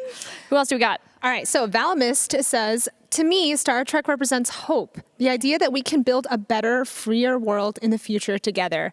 That's something I needed this last year when I watched Discovery and DS9, and I became a Trekkie that I am today. And that's just so amazing. That's really nice to hear because like for new fans to be able to see that they are also learning and growing with the lessons that we learned back in the day. And now they're still learning the same kind of like, being accepting and being loving of everyone. That's so great. That's right. We're always constantly evolving. We're all one beating heart. Yeah. We're all together in this. So great. We got Lizzie Andrea who says, grateful for Star Trek Day. I am too. Star Trek Day has allowed my dad and I to bond over the years, and with our recent joint love of Star Trek Discovery, opened up conversations about diversity together. I mean, that's the thing too. Conversation's a big thing. Like having conversations, some of the hard conversations, and connecting to each other on a deeper level. Always a huge topic when it comes to Star Trek families. Yeah. Oh my God, I know. my heart. There's so many feelings. Well, yes, and great. So let's go back to Will and see what they're doing right back on the main stage. Take it away. We were just talking for a moment because we're super professional. Question for Michelle. Hi. Saru seemed to have taken his leave from Discovery at the end of season 3, but we know that's not the last we've seen of him. Correct. Where are we going to see him at the start of season 4? You will see him on the show. Oh, that's such a technically true and deeply unsatisfying answer. It's the best kind of Star Trek answer. Yes, Saru at the end of season 3 goes to be with Su'Kal on Kaminar. Yes. And when I cannot say how or when he returns, but I can absolutely say that he does return. We have Doug on the show. He's so awesome. We're gonna never let him go and hold on to him by the ankle. Not let him go anywhere. But the heading back to Kaminar and his relationship with Su'Kal certainly informs his arc over the course of this coming season. So that will be an emotional thing that he continues to carry with him and informs the way he comes back and how that all goes. And some of my favorite scenes this season are with Doug. That's Personally, amazing. My personal favorite scenes. Yeah. That is incredibly exciting. I want to thank you all so much. Not just for being here tonight. Thank you for being here tonight. But thank you for Star Trek Discovery. Thank you. Are you forgetting something, though? They told me you were supposed to say something Let's else. see. Let me read what's on the teleprompter. It says surprise announcement. Is there a surprise announcement? No. Thanks, everybody. Great scene. Oh, yes. I'm happy to announce our Discovery Season 4 premiere date. You can write this down. November 18th. Discovery Season 4 is back. November 18th, 2021? 2027. VFX takes a very, very long time. That's a long time to wait. The episodes don't edit themselves. No, I believe you. Yes, 2021. That's like just a few weeks away. Correct. Sure, yeah. That's incredibly exciting. All right, everybody. Season 4 of Star Trek Discovery premieres November 18th on Paramount Plus in the United States. It airs on Bell Media's CTV Sci-Fi channel and streams on Crave in Canada, and on November 19th on Netflix in 190 countries. That's a lot of countries. That's a lot of countries. Thank you for being here. Let's hear it for the cast and crew of Star Trek Discovery. And you. Thank you. Thank you, Will. Thank you, orchestra.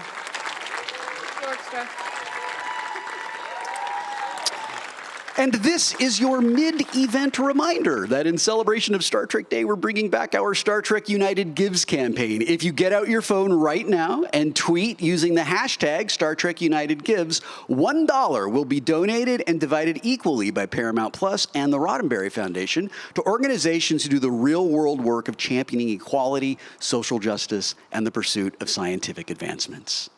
Now, please welcome Anthony Montgomery of Star Trek Enterprise.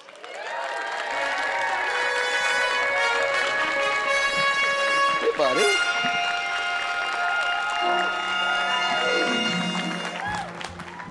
Wait, that's not the Enterprise theme song. Sorry.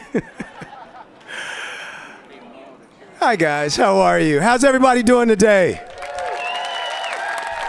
Thank you guys for having us, and welcome to Star Trek Day. A prequel series can sometimes feel like a peek behind the curtain. Stories only previously heard of as myth are brought to life, giving fans insight into the origin of some of their favorite institutions. Star Trek Enterprise was designed to do exactly that. Set before the events of the original series, Enterprise focuses on Captain Jonathan Archer, the very first captain of the legendary starship Enterprise. Without the Prime Directive or the Federation, Enterprise allows audiences to see what space exploration was like when captains and their crews had few guiding principles besides their own to live by. Out of all the Star Trek series, Enterprise was perhaps the most enterprising of them all. I didn't write this, stop it.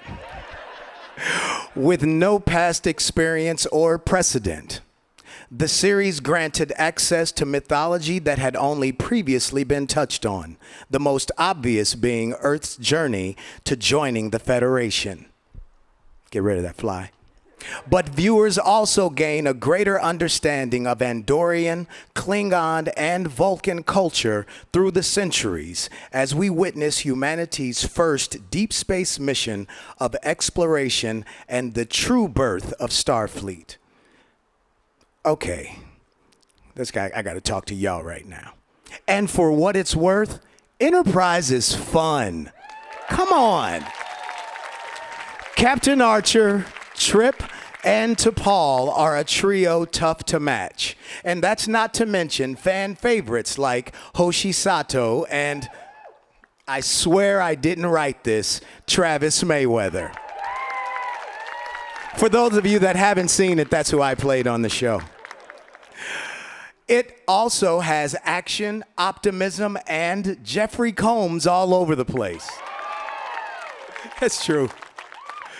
Though the original series may have provided the foundation for Star Trek as a whole, Enterprise filled in the universe's history, and that historical context continues to ripple outwards to this day.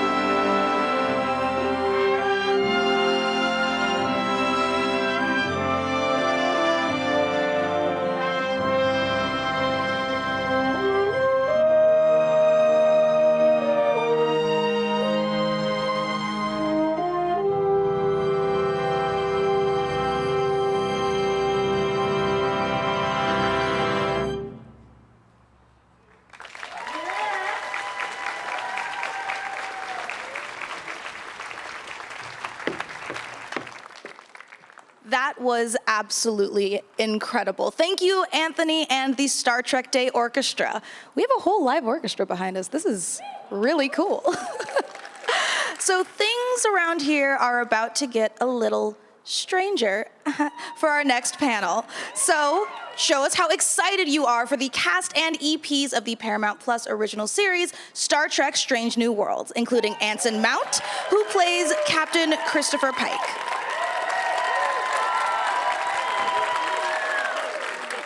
Ethan Peck bringing a great new interpretation to our favorite Vulcan science officer, Spock. Rebecca Romaine starring as Number One.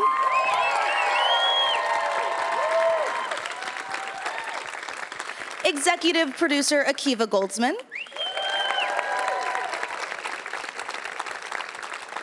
And executive producer Henry Alonzo Myers.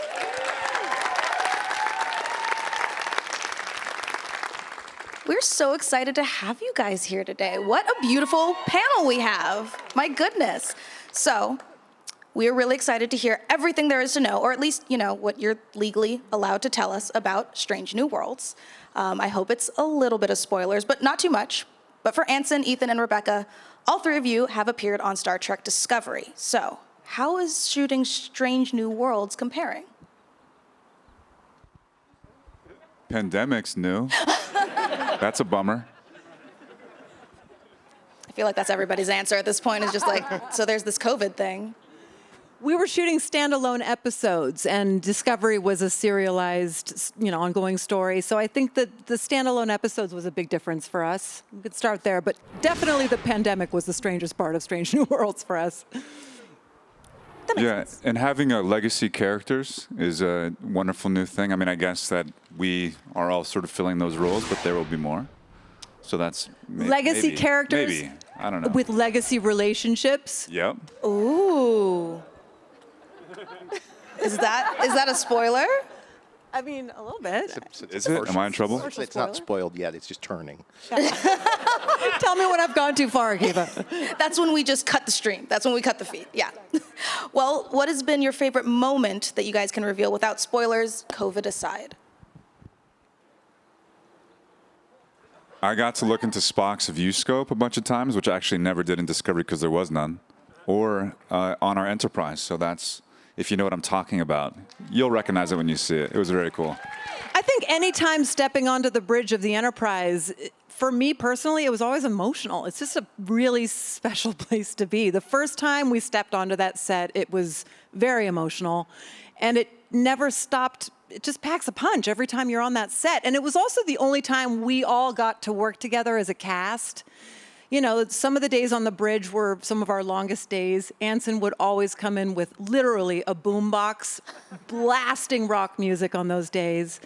But because we couldn't hang out off of set, those were our days where we got to hang out together like a family. And those bridge days were the best days. Yeah, I think every first day I had with new characters was such a thrill, and getting to know the new cast we have, which are so wonderful, which I think you will see who they're playing very shortly. And the sets are really next level. I mean, the first time I got to see the captain's quarters. They're sexy. The captain's quarters, Really they're nice. sexy. They're the coolest captain's quarters. It's amazing. You can bruise your shins in there a lot. Yes. Lots of shin bruising furniture. And Jonathan, our production designer, Jonathan Lee, just did such a phenomenal job of maintaining the classic look even with the mid-century modern aesthetic from the late 60s. I think you'll see an homage to that, along with just sort of a more modern take. Well, I'm excited to see all of this.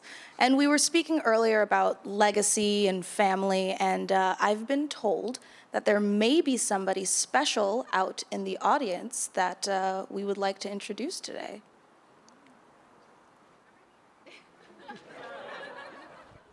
They're Really? Yeah. I don't know. I don't know anything about it.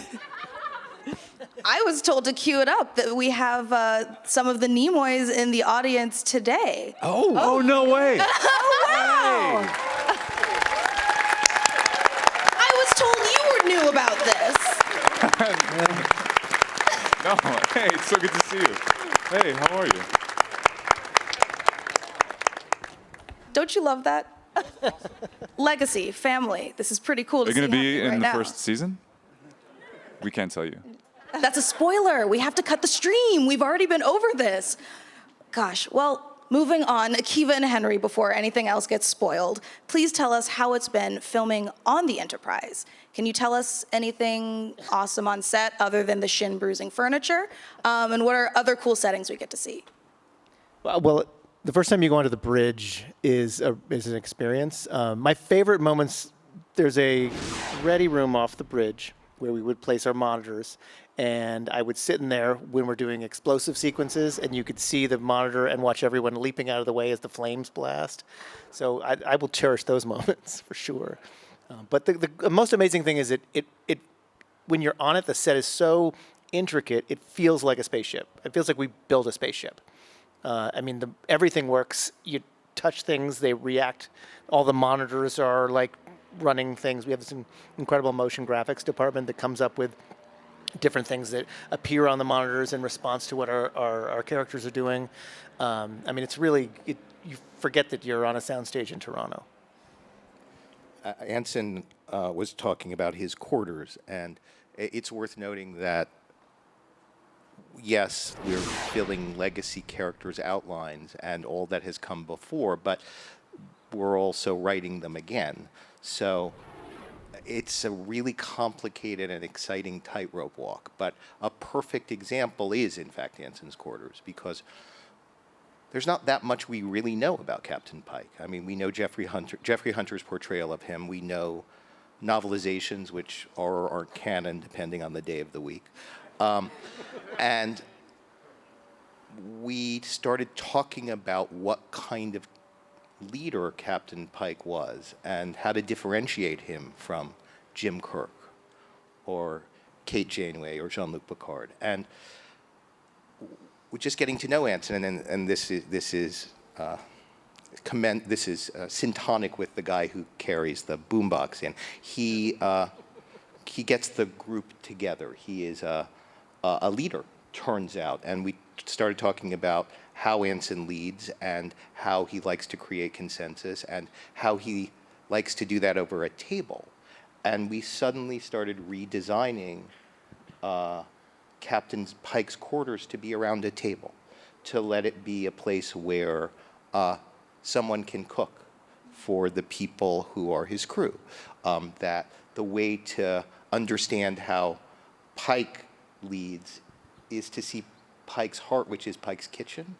And that became a truth of the character and became a truth of the construction of the world the character lives in. Just an example of how all these actors have brought their own uniqueness to these roles that came before them. And it's pretty extraordinary. I know that everyone out there listening to this panel is excited to see exactly that heart that you're talking about in this show. And I've been told this time the Strange New Worlds cast and crew does know about a super exciting announcement that we have here prepared for you guys. You have all tweeted, you've commented, you have guessed all over the internet, and the moment is finally here for us to reveal. Well, I'm not going to reveal it. Let's let the control room reveal it. Take it away, you guys. Hi, I'm Anson Mount, and I play Captain Christopher Pike on Star Trek Strange New Worlds. Pretty much every day, there's a moment where I think to myself, I'm on Star Trek. I'm Ethan Peck, and I play Mr. Spock. Coming back to the bridge of the Enterprise is thrilling, it's daunting, it's very surreal. I'm Rebecca Romaine, and I play Una, also known as Number One. The character was originated by Majel Barrett Roddenberry in the original pilot of the original series, and now we finally get to really flesh out this character, and she's way more complex than y'all know. Hi, my name is Celia Rose Gooding, and I am thrilled and honored to say that I will be playing Cadet Nyota Uhura. I am so excited to be stepping into this legacy. My name is Jess Bush, and I am delighted to announce that I will be playing Nurse Christine Chapel. I feel extremely honored. I'm Babs Alusimoko. I will be playing Dr. Mbenga. I'm ecstatic. Hello, my name is Bruce Horak, and I'm thrilled to announce that I will be playing the character of Hemmer. I'm welling up with emotion as I say it. My name is Christina Chong, and I play Laan Union Singh. I am super excited to become a part of this amazing, diverse universe. My name is Melissa Navia, and I'm super excited to announce that I will be playing Lieutenant Erica Ortegas on Star Trek Strange New Worlds. It feels really good to finally be able to say that. The cast that we were able to pull together for this, it's exactly the kind of people you would have hoped you'd end up with on a high wire walk like this.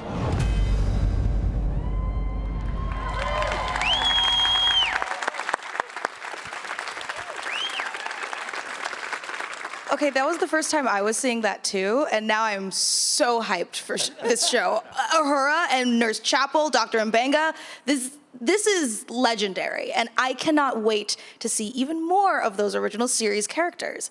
And also, addition to some new characters too. There's so much good Star Trek happening, you guys. How about Number One and Nurse Chapel in the same show? We have scenes together. And they don't get written Very off. meta. That's probably the most exciting announcement out of all of them tonight, so thank you for that. But mind if we continue with this Q&A? All right. Well, for Ethan, Anson, and Rebecca, when did you guys find out there would be more legacy characters on Strange New Worlds, and how did you react to that? And also, when did you find out who would actually be playing them? I guess that first Zoom meeting where they introduced us all, but I don't think we knew much until we read the first episode. That's when we found out, right? Yeah, that was the first read through was the Zoom thing we did, right? Yeah. And that's when we all met over Zoom. Pretty close to when we began production, right? Very close, Yeah. like days before we all left for Toronto. That's right, because Jess was on her way to the airport. She had to leave early to go to the airport. Right. Yeah. How did you guys keep that under wraps for so long? I feel like that's such an exciting secret in the Star Trek world. On lockdown. We weren't allowed to leave our homes. There's also a lot of actual Polaroids taken of the cast when they first show up after drinking a lot. And we keep them off the internet as long as they don't tell anybody who else is in it. I see. Very clever, very clever. You and COVID working together to keep them on lock. I like it. So obviously Strange New Worlds is influenced by the original series since they are so close together in time. And they clearly have some overlapping characters.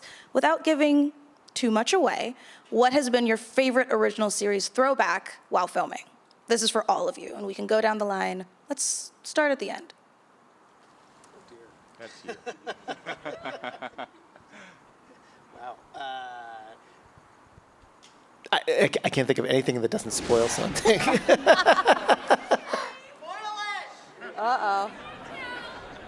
Well, now all you can think of are spoilers. That's so great. You can see them all going. I know. See 'em in It's a little like, I remember going to see Star Trek: The Motion Picture, after watching the original series and being like, oh my God, they have all the money, they have all the special effects. And to me, the most exciting thing about it was seeing like just the transporter room, and seeing what you could do with a transporter room, like in a contemporary, production context, which is quite a lot.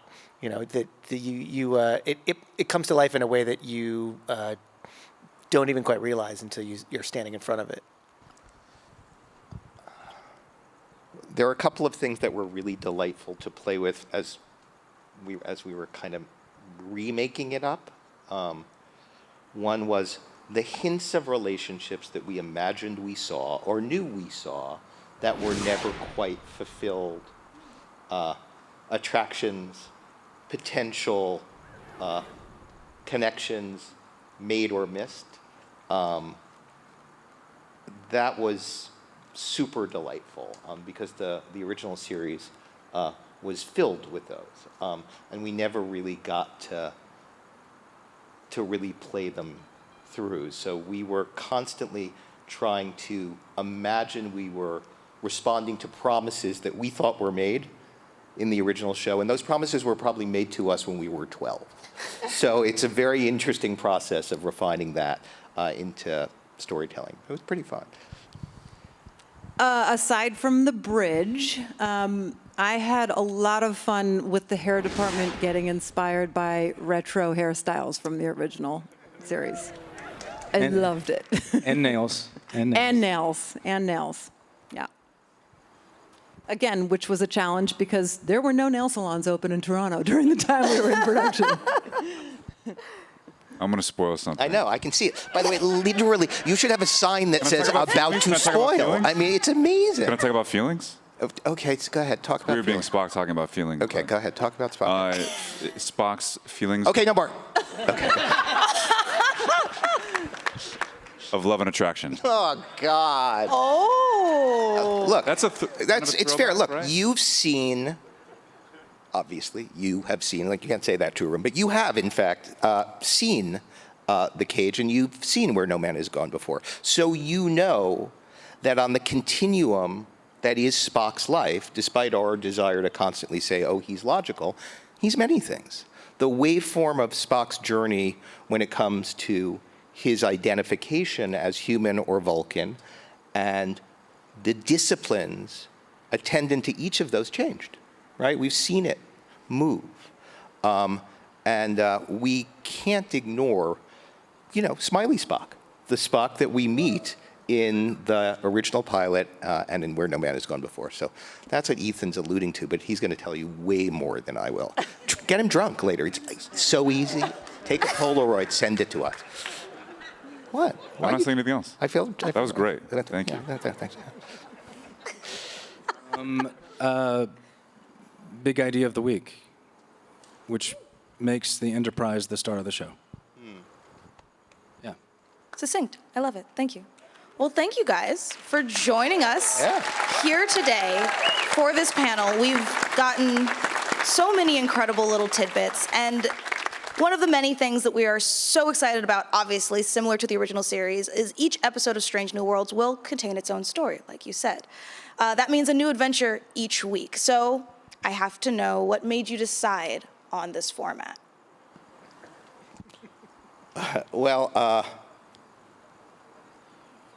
There's a great thing that episodic television does, then Star Trek did it greater than most, which is to teach while, as my late wife would have said, sugaring the pill, not letting the audience know that what we're doing is telling a story with a moral.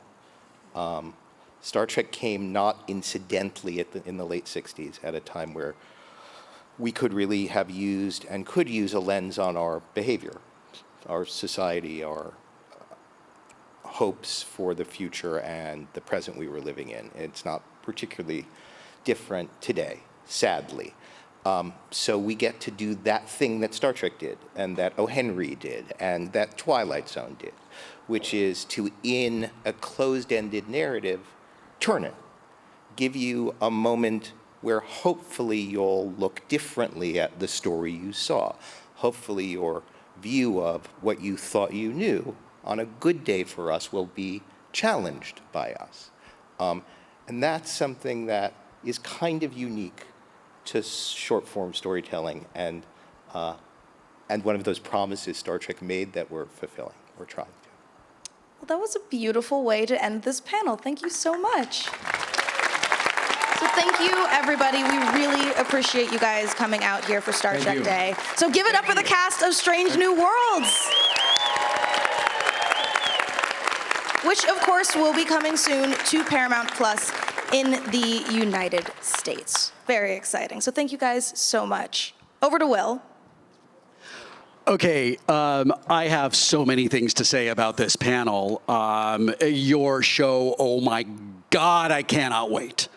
None of that is in the prompter. This is all me going way off and freaking out everyone in the truck. I should be reading this instead of saying I feel like this. there's a whole cross-temporal Wesley possibility. I'm just saying. I am 100% all in. I think I've cast the whole next season tonight, haven't I? That would be helpful. Listen, as all of you can imagine, social media is blowing up after that cast announcement, and we're all going to need a minute to process it here on the main stage. So let's head back to our friends from the red carpet for the latest fan reaction. Take it away, Naomi Kyle and Stella Chu.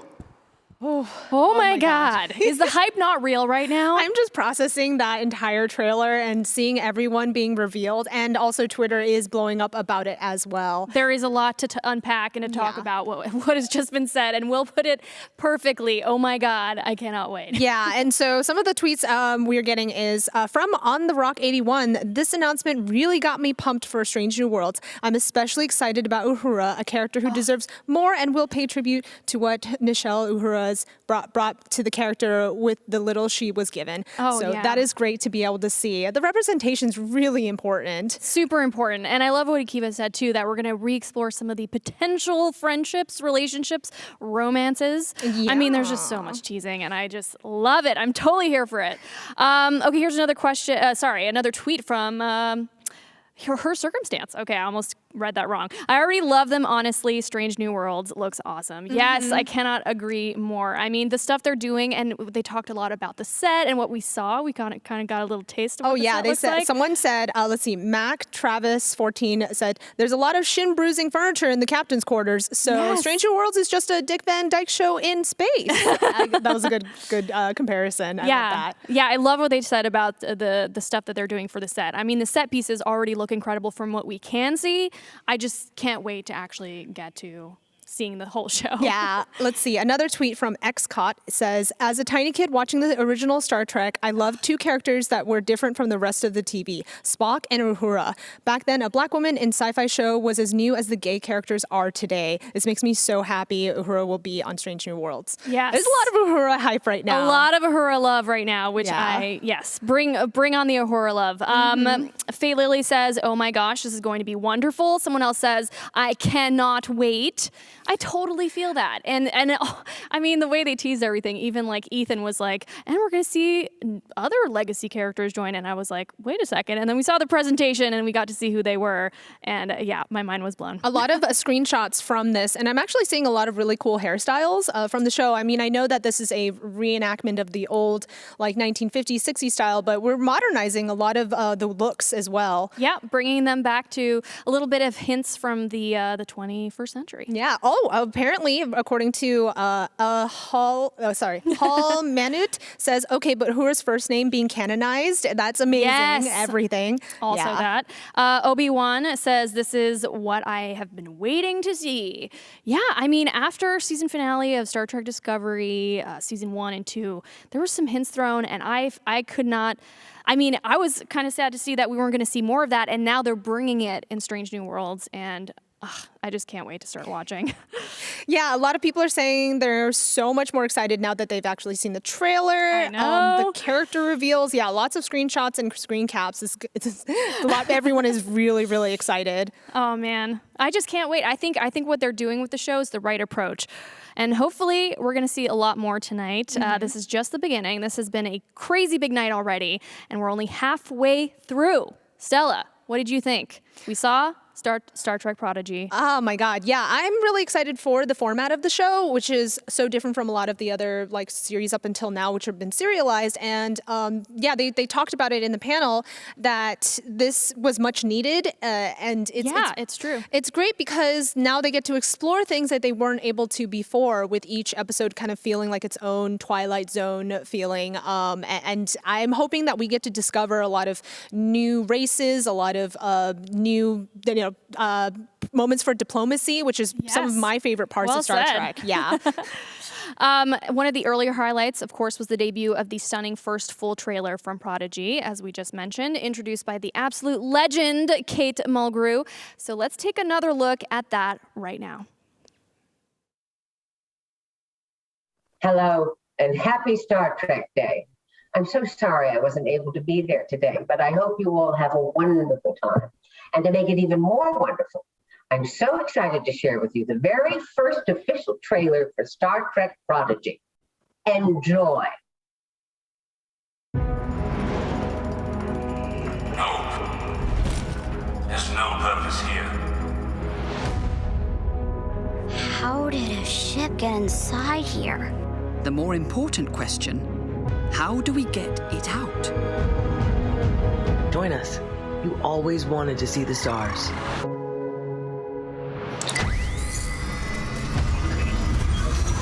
On behalf of Starfleet, welcome aboard. What is that? Have you ever even flown a ship before? No. Does it show? Disabling gravity. Okay. We get to go there and explore it. This ought to be good.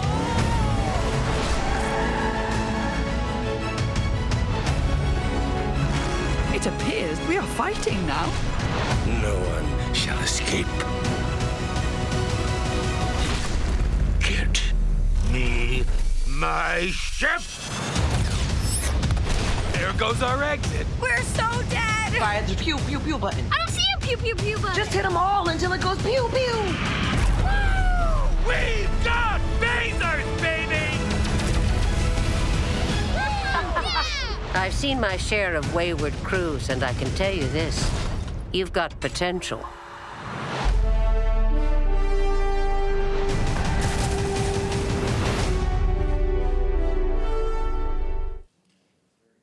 All right, it's the first Trek targeted at a younger audience. So, Stella, how do fans seem to be reacting right now? All right, on the so Twitters? far, let's see. AD Strider says, I think Star Trek Prodigy is going to be the Star Wars Rebel of Trek. Star Trek Rebels? And not because it's the answer to anything or because they're competing, calm down, but it's because it seems to be dripping at that heart, that joy, that command of the animated aesthetic. I Yes. fully agree. I'm a huge animation fan. And yeah, we really needed something like this in the Star Trek universe, especially to reach younger audiences. Not that Star Trek wasn't already for younger audience, but this totally making a good would point. hit it, yes, really, really well. Yeah. I mean, I would definitely make, if I had kids, I would make them watch this. I have a niece and she's going to be I watching. know, I'm gonna she's make such sure. a fan. It's so cute. She's like texting you throughout this entire She experience. has been. Hi again. I don't know if you're still watching.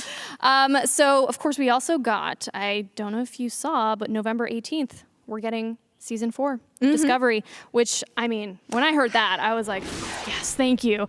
I'm already out of Star Trek stuff to watch. I need to watch I have more. so much to I've binge binged watch everything right there now. is. Yeah, so I'm gonna have to sit down and watch all of Discovery because I think that's going to resonate with me absolutely the most. Hit me up. We'll do like a watch party or something. Yeah. I think that'd be super, super fun. Please tweet at me so I can learn everything about Discovery before I Yes, start and it. tweet at us your Prodigy tweets if you guys watched everything that we just saw, because we want to make sure that we can get your comments on here on today's show. So tweet hashtag Star Trek Prodigy if you can. All right, let's talk Strange New Worlds actually for a little bit. It turns out there are a lot of Uhura fans that we've clearly seen. Yeah. And apparently they're all posting a lot on social media tonight. Any more Uhura tweets that you let's can pull take from? I did see a one look. actually that said, I can't believe all the cool characters that are coming back. You got number 1, we've got Uhura, we've got Nurse, I forget the name, Chapel, and we're gonna have so many new characters, legacy characters come back. When they said that, I was like, oh my gosh, they are totally pulling from all the original series characters and really building upon that world. Let's see. Jay Redding says, Akiva Goldsman really seems to get what makes Star Trek work and why a new episodic series makes sense for our time. Capturing that spirit is going to be so important. Strange New Worlds. And they're taking a thoughtful approach. You know, they're making sure that that's important. Let me see what else we got here. Oh, do we have something else? Yeah, I got to see that cast announcement one more time. Yeah, let's go check take a it out. look.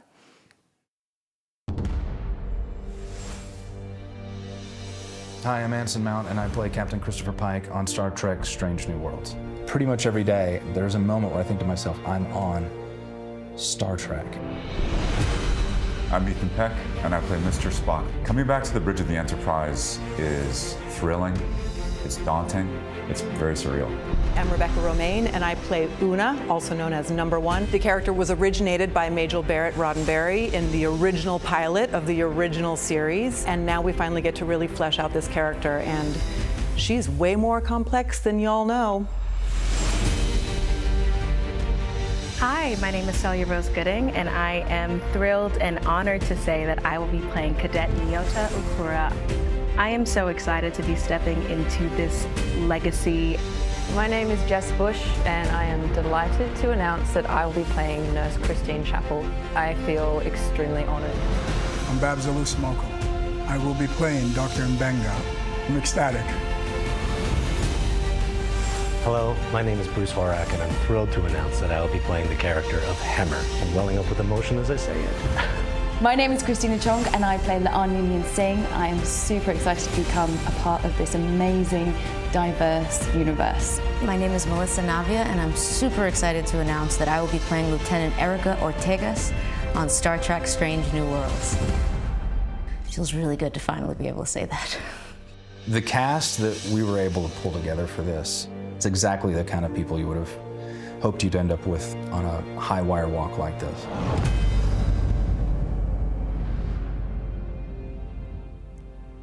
Red carpet was pretty crazy tonight, and we actually got to talk to my favorite new show, Lower Decks, the cast from there, and it was really cool. So here's a look at what we did. And here we have Eugene from Lower Decks. By the way, is my favorite new show. I love it so much. I do too, because it's happening and I love it, yeah. Were you always a Star Trek fan? I need to know. I was always a Star Trek, it was always in my world. My dad watched it, but you know, it was his show, so I didn't get into it until I was like in college and stuff, and then my buddies.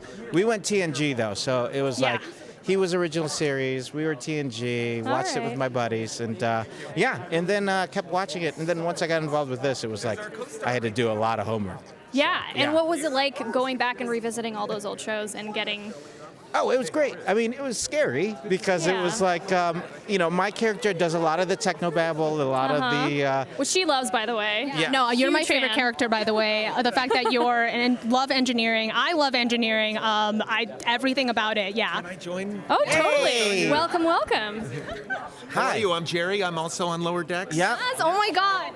I was not invited to Star Trek Day, but I happened to be driving past. And Well, I thanks thought for I'd- joining us, Jerry He O'Connell. popped in. He was walking around this area, Michael, which get in here. is not a walk. The Lower Decks Mike reunion. again. Oh my God! I'm hanging out with the live stream. That's right. Whoa. Yeah. Hi, Mike. Hey, how are you? I'm good. How are I you? found out things were live and streaming, so I was like, hey, they can't deny us. Oh yeah, being here. we can do anything we want. Yeah, yeah, yeah. It's Yeah, you're part please, of the please do family. anything you want. Say whatever you want. Stuff that they can't, like baked potato. Oh, you got us there, man. You got That's us there. totally random, and it's it's a spoiler. Oh, Wait, is what? it? There's a baked potato spoiler? Okay, so what is your favorite food that the Lower Decks gets to eat? Because I know that's different from the Upper Decks. Oh wow! What's my favorite food that the Lower Deckers get to eat? I don't know. I mean, I'll be honest. I don't see Rutherford eating that much compared to drinking. We're doing a lot of drinking on that. I see that. I do think you guys all got to eat street corn at the end of an episode. We did, yeah. And I have a love-hate relationship with pears. So Yes, the pears. Yep, yep. So I guess that could be my favorite sometimes, and then other times I'm not sure. Yeah, but that's like they're dry and they have no flavor. Yeah, of course. Yeah, a little mealy. Street corn, on the other hand, very cool. No mealiness in street corn. No. Mayo on it. Corn with mayo. Corn with mayo. How can you do wrong with that? No, not It seems to make sense. Yeah. Well, it seems to not make sense, but then it somehow does. Yeah. You know what I mean? Well, so tell us about the second half of the season. I know it hasn't aired yet, but I am so excited and I can't wait to watch every episode. I think we have some episodes that are so massive you won't believe that only half an hour went by. They're like we did this movie episode first season, and we have some episodes that make that episode feel super itty bitty, especially at the end of the season. Oh wow. And you have some real heartfelt stuff coming from these guys. Hey, you know? yeah, it happens. The It happens on the feelings. show. You don't think it's going to happen because we're joking around so much, but it does. And it happens a lot. So, Jerry, about your wife, she was Captain Una Chin Riley is her Number one. Number one, yeah. Yeah. So, how does it feel to also be a number one? Ooh. We are two number ones. We actually fight about it a lot. It's, What? She had a we've different been story. I just wanna put therapy that out a lot there. about it. It's actually it comes up in therapy all the time. We just sit down and plunk down, and it's like, you're not going to believe what my wife said this week about Oh, no. my wife was the real number one of the household, and then I end up crying, and then I talk about my So- mom. It gets a little weird, but So no, it's exciting. It's a real honor. I have to say, Mike has heard me say this before. I'm sorry, this is the fourth time he's heard me say this. I was with him in a corner just explaining it to him. But driving here today with my wife, I was like, wow, we're both, not only are we in Starfleet, we're pretty high ranking in Starfleet. Oh yeah, very high. Very high. It's so funny, living in Hollywood, anytime you come to a party, you're always like, oh man, everyone's gonna be famous. Why am I even going to this? Yeah. Why am I going to this premiere? I'm not in this movie. Why should I? It's like imposter syndrome. You know what I'm saying? And you have to do it because it's Hollywood, or maybe a publicist said to come. This is the first time in my career I was genuinely excited to come to a press thing. I know. That's amazing. That's amazing. And you're holding her shoes for her. This is a true That is family so moment. nice of- Oh, these are oh. your shoes. Got it. I love that have detail, by These the way. huge, massive, Romulan bunions. They're crazy. Oh, wow, yeah. These are my slippers to rest because my dress shoes right now are bananas. Well, I'm really looking forward to the panel and the second season. Thank you guys so much for stopping by. And have fun. It's your day. Good to see you again. Nice to see you too. Oh, yeah, that was a really cool interview, and I was shaking the whole time because I am a new fan, and being able to see the voices that I heard was... Speak with the creator. Whew, yeah. No big deal. No big deal. No big deal. You're kind of cool. Now, one of the cool things here today is, of course, cosplay. Yeah. You are a cosplayer, a very prolific one, my dad, and you know a lot about the actual intricacies of putting together cosplay. So why don't we throw to a quick little thing about cosplay and we can speak to it? What do you think? Absolutely. Please. Let's check it out. I Let's want check to it out. see. Yeah, we got some bridge crew going on right here. Oh, they look so cool. Look at them holding up I'm their trying to read signs. what's on her dress. Can you read that? Oh, Picard Day? Is that what it says? I can't read it. Some of the letters are a bit... Captain Picard Day. Okay. Look at her dress. And she's got some classic hair going on. Oh, that's so great. I love that they captured this. That is adorable. Hey, look at them. Oh, I really want to see some prosthetics. I'm wondering if we're going to see some Maybe coming some up. Spock ears or something. Yeah. I'm hoping for that. Or look, at least they've got, like you said, the Oh, classic. I know attire. that reference. Yes. I know that reference. It's from Lower Decks. That's amazing. Oh, that's so cute. I mean, one of my favorite things about Star Trek is just how easy it is to be able to cosplay. I think that might have been a her. Oh, maybe it was. Yeah. Yeah, you're able to find the Starfleet shirts everywhere, and they look awesome on everyone, which is super great. Yeah, I mean, we did try to do our own Trek bounding thing. Trek bounding, yes. Not pulling too much from the inspiration of the costumes, not going too direct. We just did a little bit of color pulling and accessorizing. Yeah, a little bit. Okay, Naomi. So let's hear. What are you psyched to hear about in the second half of tonight's show? I'm excited to see any reveals of Picard. I mean, what's coming for that? I don't know. I don't want to, I've heard some rumblings, but I definitely want to see what's going on with Picard. Picard.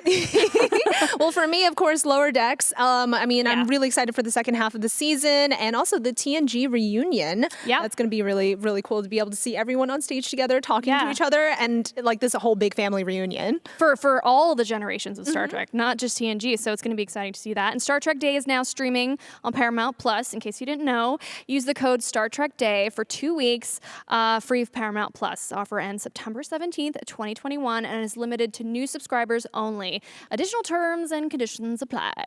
All right, up next we have a special surprise for the real diehard Star Trek fans. Get ready, guys. You probably know that the director's edition of Star Trek, the motion picture, is getting a restoration. Right. It has a new presentation in 4K Ultra HD with Dolby Vision HDR and a new Dolby Atmos soundtrack. Exactly. Well, we have an exclusive clip of the newly restored version for all of you watching at home, which will be available to stream in an exclusive window on Paramount Plus in 2022.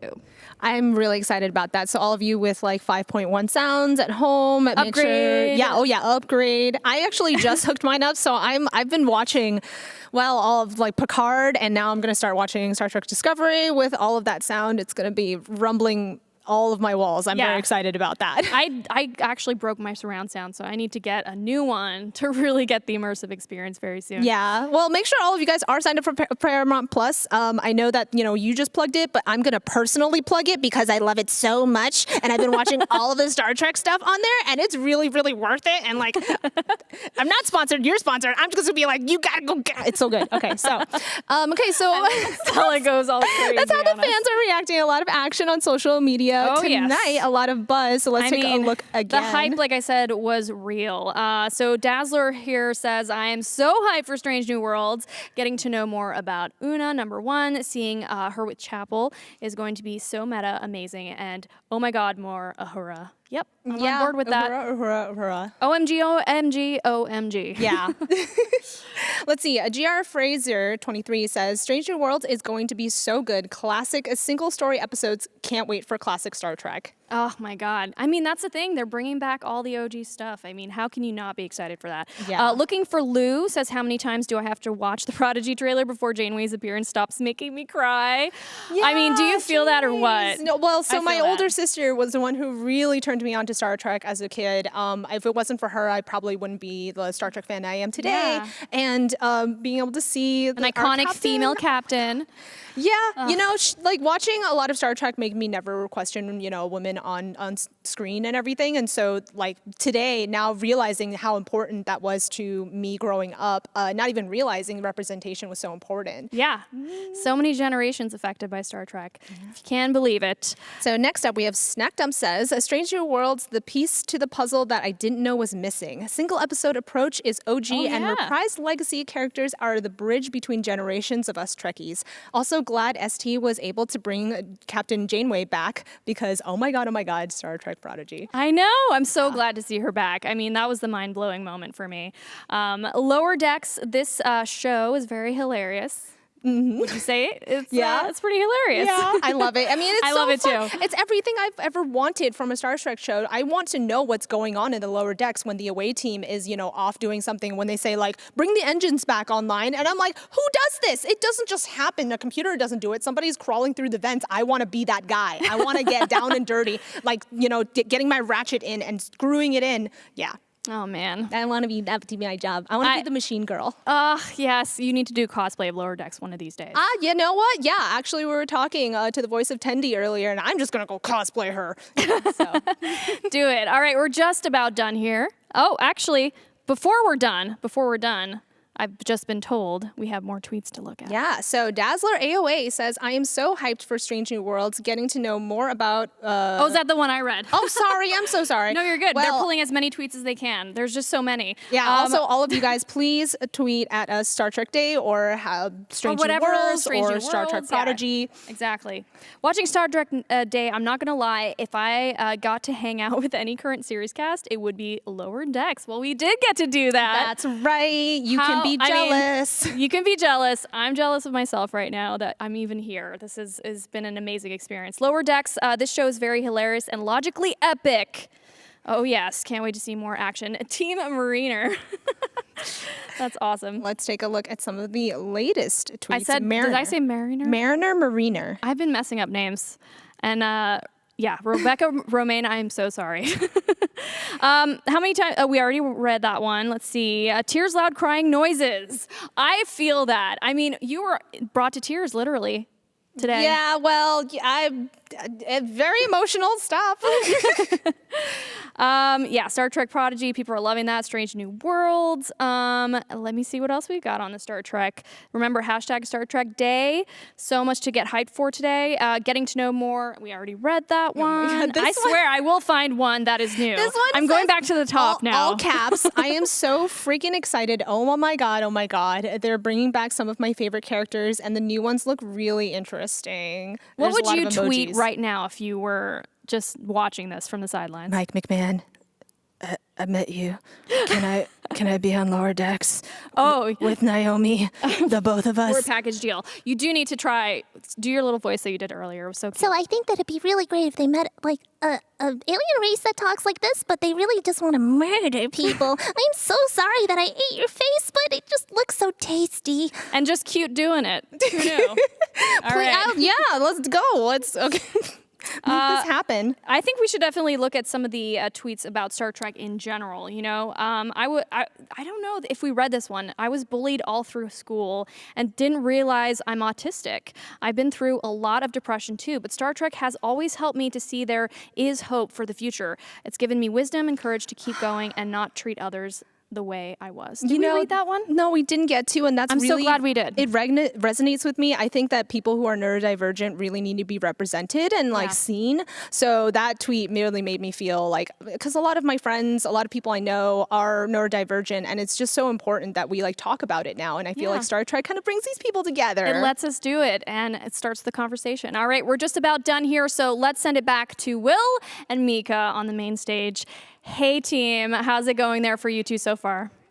I want to thank you for reading that tweet about being bullied and about Star Trek teaching them to be the very best version of themselves. And thank you for addressing those of us who are neurodivergent.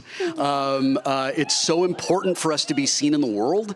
And I love that you recognize Star Trek's contributions to making weirdos like me feel a little less weird. Seriously, as a bullied neurodivergent, I feel very welcome here among the Star Trek family and among the Star Trek friends. So shout out to all of y'all out there. Yeah, I see you.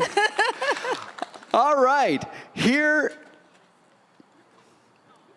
Oh, the control room's going to go back to Stella and Naomi. This is very exciting.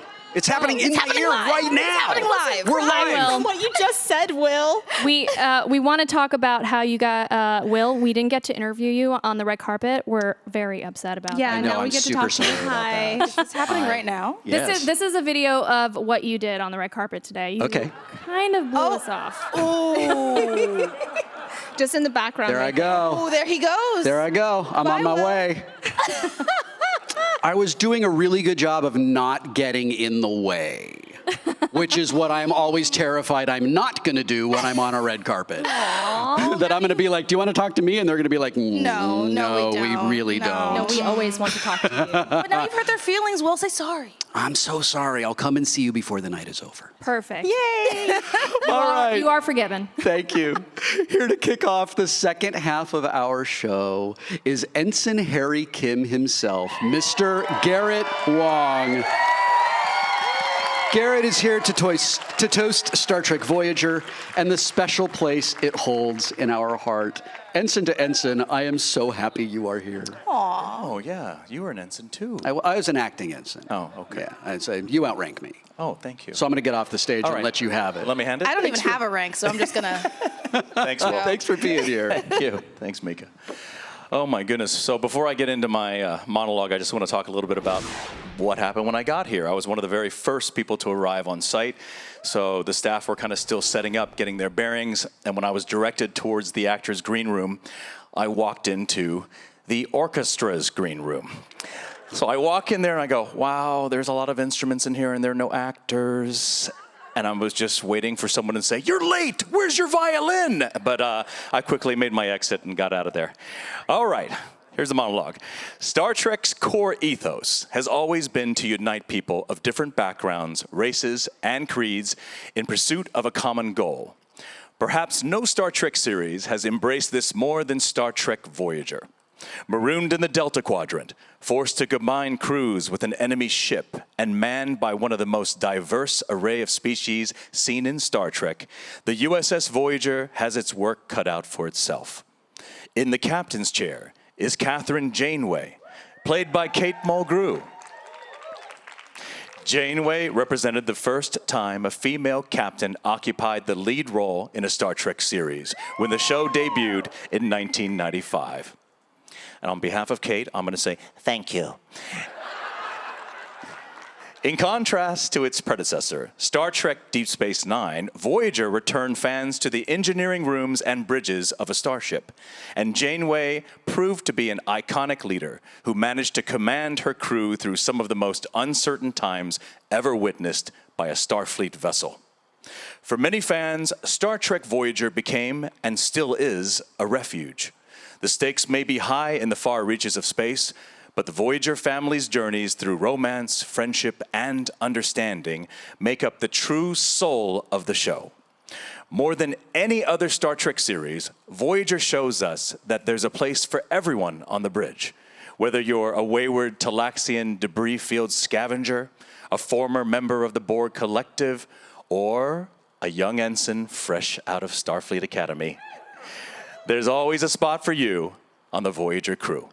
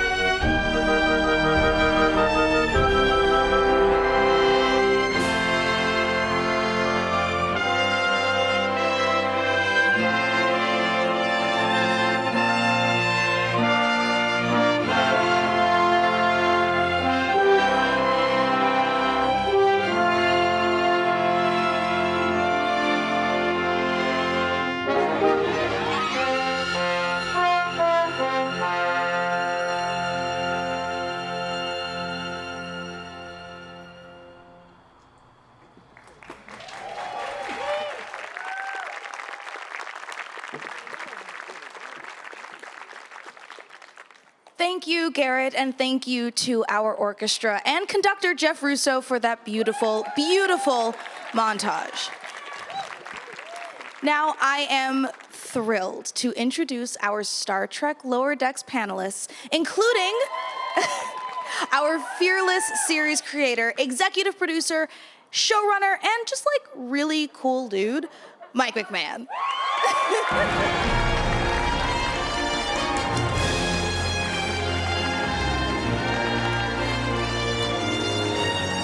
We also have Noelle Wells, who voices our favorite Orion ensign, Devon Attendee. And Eugene Codero, who voices the purest cyborg we know, Ensign Sam Rutherford. Hey. Oh. Hello, everybody. Hi, everybody. Hello. It's so cool to not see you through a screen. I like the screen. I prefer the screen. Oh, well, okay. I guess bye. Much better on a screen. No, you look great here. Hey, Noelle, you sitting or? I just took the. If you want to stand, I'll sit. We but if you want to sit. Uh-huh. We have an extra chair on stage. Oh. Can we get Jerry O'Connell up here? Is that? Can we do that? Oh, yeah. Let's do it. I know he's here. Where is he? I know he wants it. Woo! Hey, Jerry, if you can hear us, we're doing... Yes! Jerry! Woo! Yes! Jerry! Yes! Oh, there he is. Whoa! Oh, yes! Jerry, they asked me, is he going to know how to get on stage? And I was like, I think he'll be fine. Yeah. I just want to say, I knew it was love at first sight with Michael when he went, hey, try another take, but when you're punching, yell, double-fisted Kirk punch! Yeah. I love this panel already. My goodness. But seriously, I have a really important question. Isn't there an episode going live in like 5 hours? So what are you guys doing here? Don't you have to upload it? Yeah, I do all of my recording live. Yeah. Oh. So I'm gonna be late. So there's gonna be some weird animation. These three will be on mic. I'll be coloring it in. It's gonna be great. Yeah, Paramount Plus drops it anytime between now and tomorrow. So it's kind of like we'll know if we're going to have more days of summer or not. It's like the hedgehog of... no, the groundhog. There it is. I liked Hedgehog, though. I just imagine Sonic, like, popping his head out of a hole. we can't say Sonic. Oh, I mean Blue Hedgehog? Yeah. The Star Trek rules. Star Trek, Guys. everybody. We're live. We cannot say Sonic the Hedgehog. They keep shutting the feed down and cutting to Paramount Plus mountains every time we say that stuff. This is honestly my favorite panel to interview every time, you guys. You're so much fun. Thank you for being here. Well, fans out there know we just passed the halfway point in the Lower Decks second season, right here on Paramount Plus. So Mike, Eugene, and Noelle have some amazing stuff to debut for you here towards the season finale. But first, we wanted to share a quick message from two of their fellow Cerritos crew members, Jack Quaid and Tawny Newsome. Hey, I'm Tawny Newsome. What's up, everyone? Here for Star Trek Day. I voice Mariner. And I'm Jack Quaid. I voice Boimler. We just want to say we are so sorry that we can't be there with you today to celebrate. But happy Jack Star Trek. kidnapped me. Yeah. Yeah, is that what we want to tell people? Is that I want to tell them the truth, Jack. And he put me in a box and he took me to another continent and we're having a great time. A box? I don't know. I wouldn't fit in the suitcase. Just a box for a person? Yeah. Sure, let's go with that. We wish we could be there, but I put Tawny in a box. And now we're best friends and we started an ice cream shop on the beach.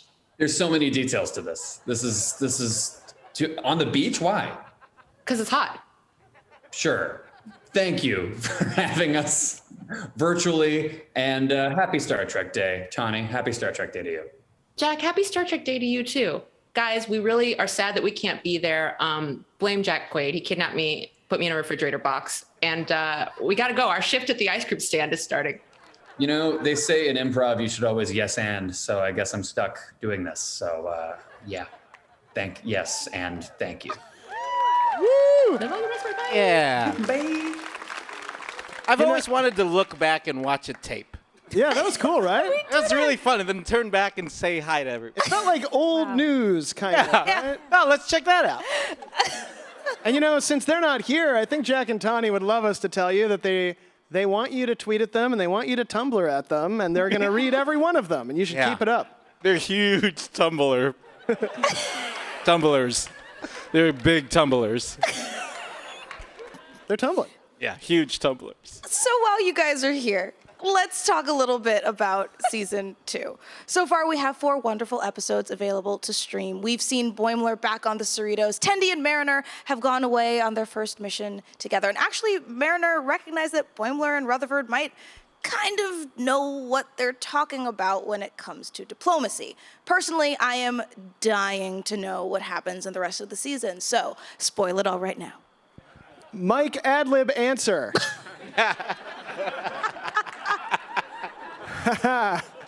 Just kidding, I would never do that. You asked what's going to happen for the rest of the season? Yeah, I did. The rest of the season is freaking crazy.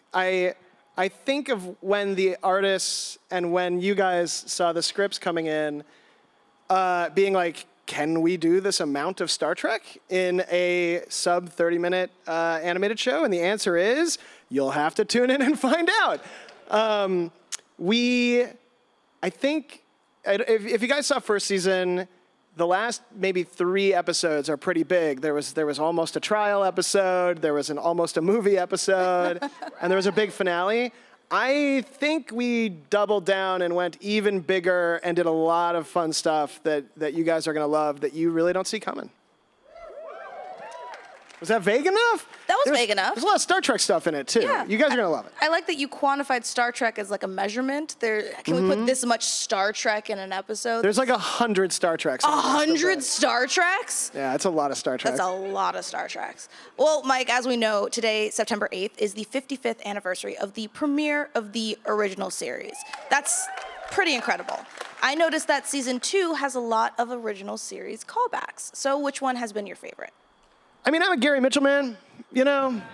I like a guy who gets hit with strange energies and his eyes get all silvery and suddenly starts getting his own ideas about who's in charge, you know? And, you know, we even mentioned Gary Mitchell in the first season, and I was like, you know what, we're doing it again. Like, I like all, there's kind of, I'm an equal opportunity Star Trek fan, and so there's stuff I love from every series, and sometimes in the writer's room, we're like, you know what, let's do Voyager for a while. And then we're like, let's do TOS for a while. And yeah, I think the beginning of season 2, I mean, we go from TOS and then Tom Paris shows up and you'll see that continue to happen, that kind of stuff in the rest of the season.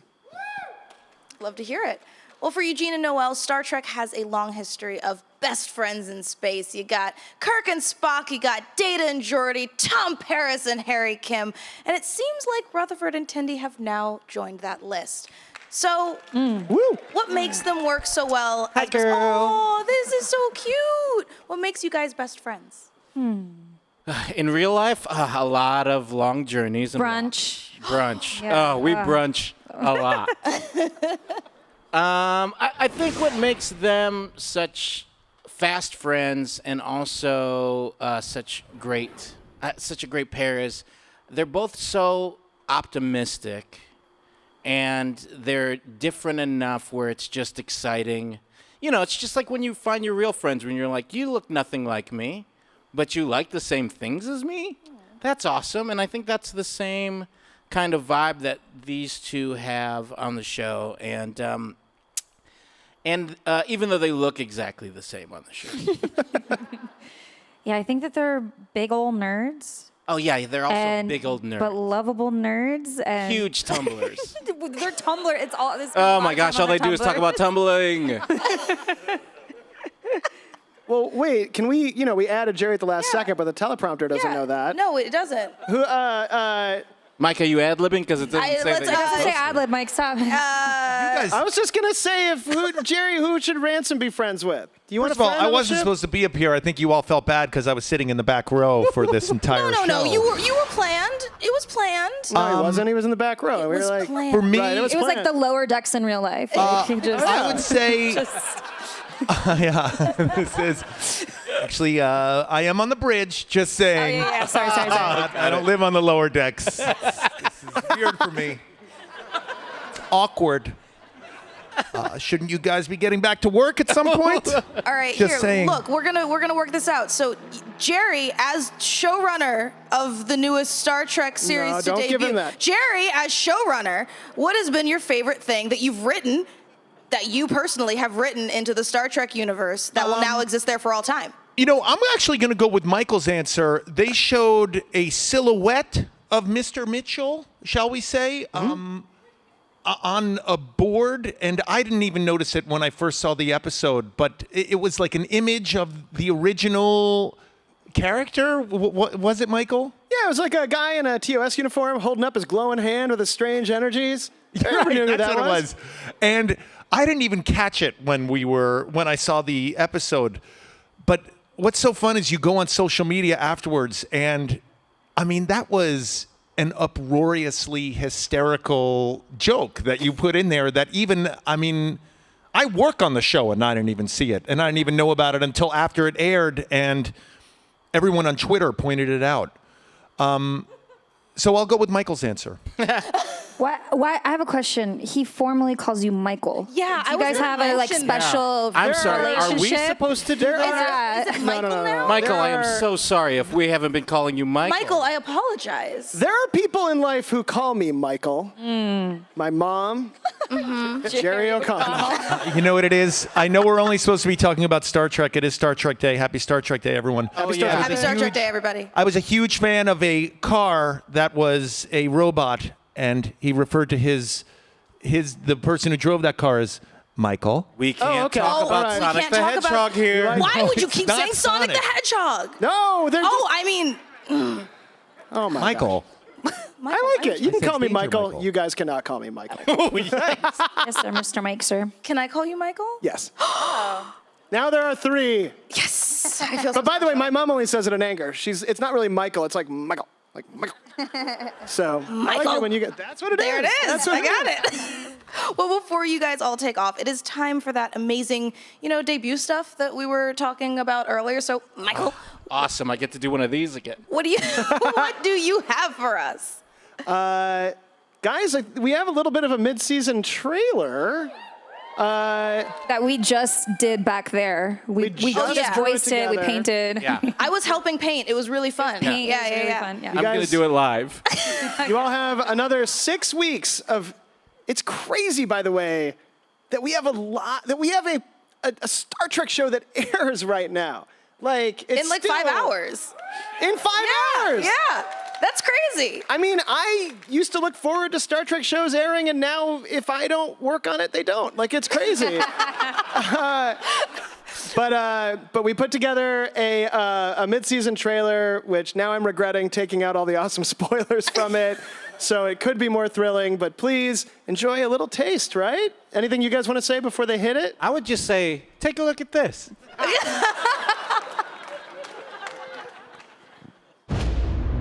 Attention all hands. Report to your commanding officers. We have to work together. Look alive, people. Our lives will be on the line. But we are Starfleet and we never back down from a challenge. Oh, and the ballroom dancing competition will have to be postponed.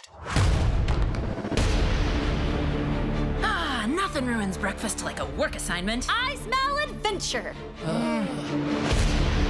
Every ship in the fleet depends on officers like us to keep them running. Ah, freaking radiation. Collecting weird spacecraft is part of the fun of Starfleet. Brace for impact. I'm okay. It's just a fracture. Just? Oh, God, I can't even look at it.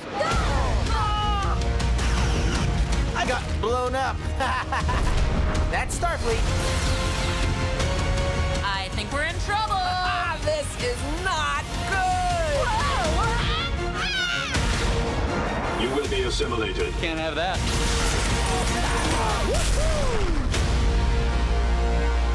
Phaser rifle, nice. Now, how are those different from regular phasers? They take 2 hands. Yeah, solid. I didn't. You. You cut out the spoiler of Sonic the Hedgehog. Don't tell them. Sorry, I'm sorry. Nobody's seen that episode gosh, yet. Sorry, guys. That's going to be the best episode of Star Trek to ever Star Trek. Well, that looks like so much fun. I can't wait for 4 hours and 50 minutes from now, because we actually get to watch another episode of Lower Decks. And I know you guys are all here watching, having fun, having a good time. But if you do feel the need to watch Lower Decks while you're here, we won't blame you. So let's give it up for the cast and crew of Star Trek Lower Decks, everybody. And thank you, Jerry, for rolling with the punches and literally rolling on stage. We really appreciate that. Thanks, Jerry. You did a great job. Thank you, guys. Thank you, Michael. Thank you, Ma. Star Trek Lower Decks is streaming on Paramount Plus. You guys sit down, we're not done yet. In the US on Amazon Prime Video in more than 200 countries and territories. And in Canada, it airs on Bell Media's CTV Sci-Fi channel, and it streams on Crave. Check it out. Now you guys are done. Check it out. Check it out. All right. Thank you, everybody. Thank you, guys.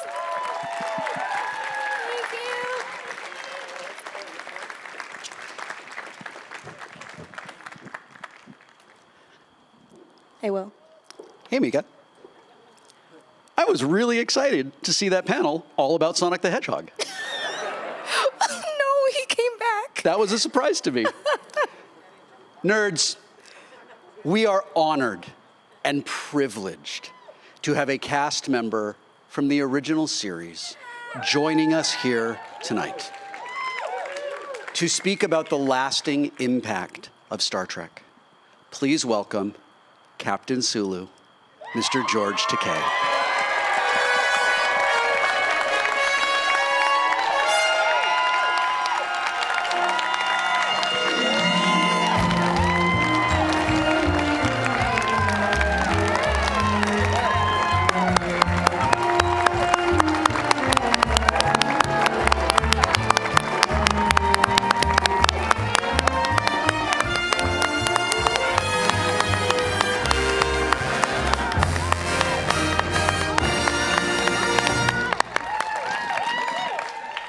Wagon Train to the Stars.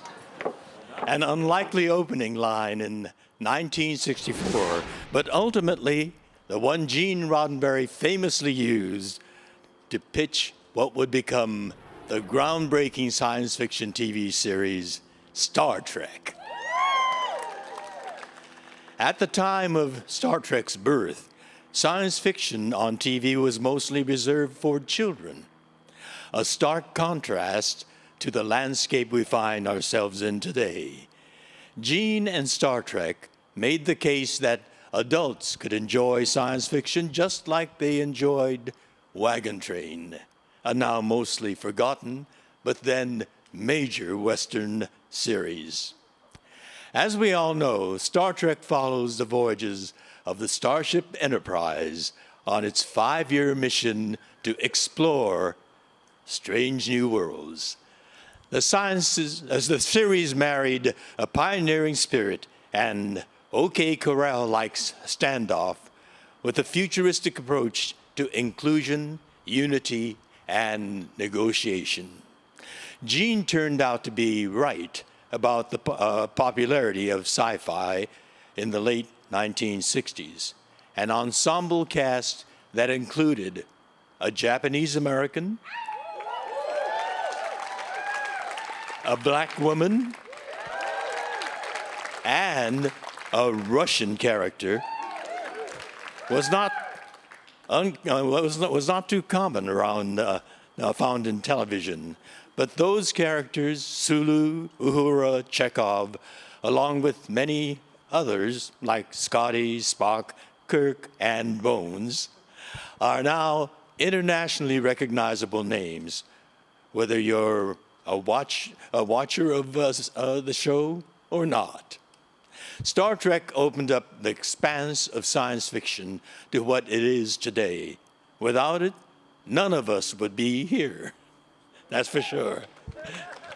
The innovative series provides the foundation for the current age of Star Trek that we continue to build from, and reminds us of Gene's vision, as does the following quote, amended slightly. If humanity is to survive, it will have learned to take a delight in the essential differences between people and between cultures. It will learn that differences in ideas and attitudes are a delight, part of life's exciting variety, not something to be feared.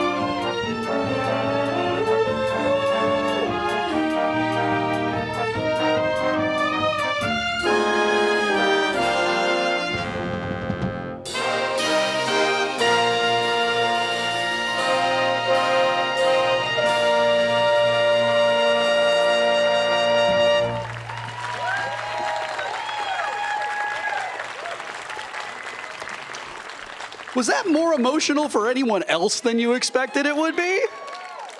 Wow. Thank you, George, for such a beautiful tribute. It occurred to me as I was stepping off my mark and George was going to take my mark that I've been standing on your shoulders for 35 years. And that is amazing. And it is something that I am so incredibly grateful for. For our next panel of the day, we have a very special group of people coming together to remember the creator of Star Trek, Gene Roddenberry, in honor of what would be his 100th birthday this year. Today, in honor of Gene's birthday and legacy, the Roddenberry Foundation is launching the Boldly Go campaign, a new global initiative. To participate in this campaign, you can share a photo or video that shows something that gives you hope for the future with the hashtag BoldlyGo100. Your submissions will be curated into a single piece of artwork representing humanity's collective hopes for the future.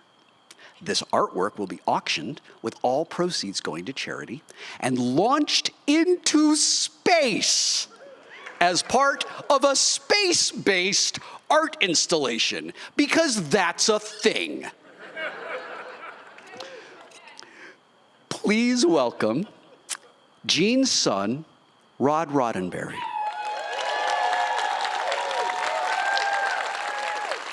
Hey, buddy. I've known Rod since we were 14 years old. Yep. Rod is ensuring that Gene's legacy and vision is upheld throughout Star Trek as Chief Executive Officer of Roddenberry Entertainment. And please welcome back George Takei, who we all know and love as Captain Sulu. Please welcome my space mom, Gates McFadden.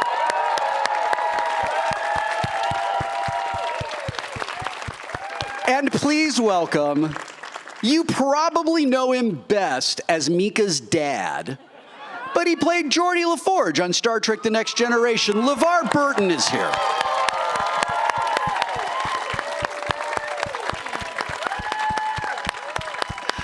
Thank you all so much for being here, especially on this day, the 55th anniversary of Star Trek. Here is a question for all of you. Gene's legacy is a part of every version of Star Trek.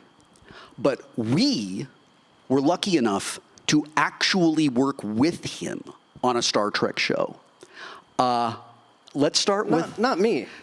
You worked on Star Trek. You worked on Next Generation. That's true. I was a PA. You were. And I'm the only one who, while I was at Paramount, didn't have to answer to the boss, but at home I did.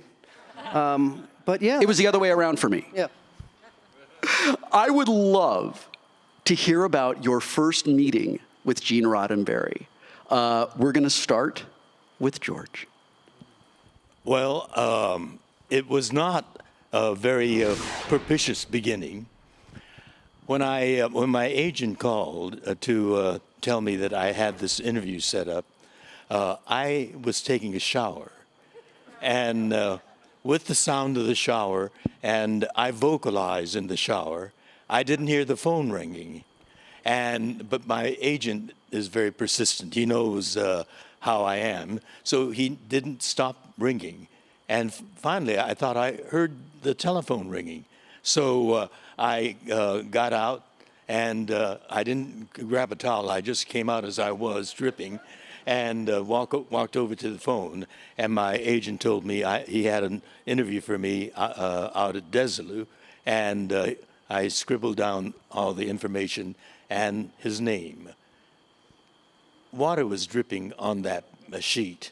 So I went back in, finished the shower, and I didn't look at the notes, but when the morning of the interview came, I tore it off and went to Desilu, and I got the bungalow number was right, but the name was kind of smeared. And so when I walked in, there was a receptionist there. The desk had D.C. Fontana on it. She was his receptionist at that time. Wow, I did not know that. Well, Gene believes in upward mobility for women as well. Yes, he does. And I said, George Takei to meet Mr. Rosenberry. That's better than some names I've been called. And she corrected me, and that was really, I mean, I was pretty nervous as it was, but to louse up the pronunciation of the interviewer's name was a bad start. She asked me to wait, and the message box said he's ready for me. I walked in, and he was seated behind a big desk. Came around from it, and he said, he came up to me and said, "So you're the person that I'm going to be talking to?" And I said, "Yes, Mr. Roddenberry." I had the pronunciation right. "And you are George Takei." And I said, "Well, I had to fess up. I mispronounced your name, and you're now mispronouncing my name." I said, "It's pronounced Takei. However, I don't object to the mispronunciation because Takai in Japanese means expensive." Gene said, "Oh my goodness, a producer doesn't like to call an actor expensive." So he got your name right. He got my name right, and I told him Takei rhymes with okay to help him memorize. And he says, "You know, Takei is definitely okay compared to Takai." And I told him, "Well, Takei doesn't mean cheap either."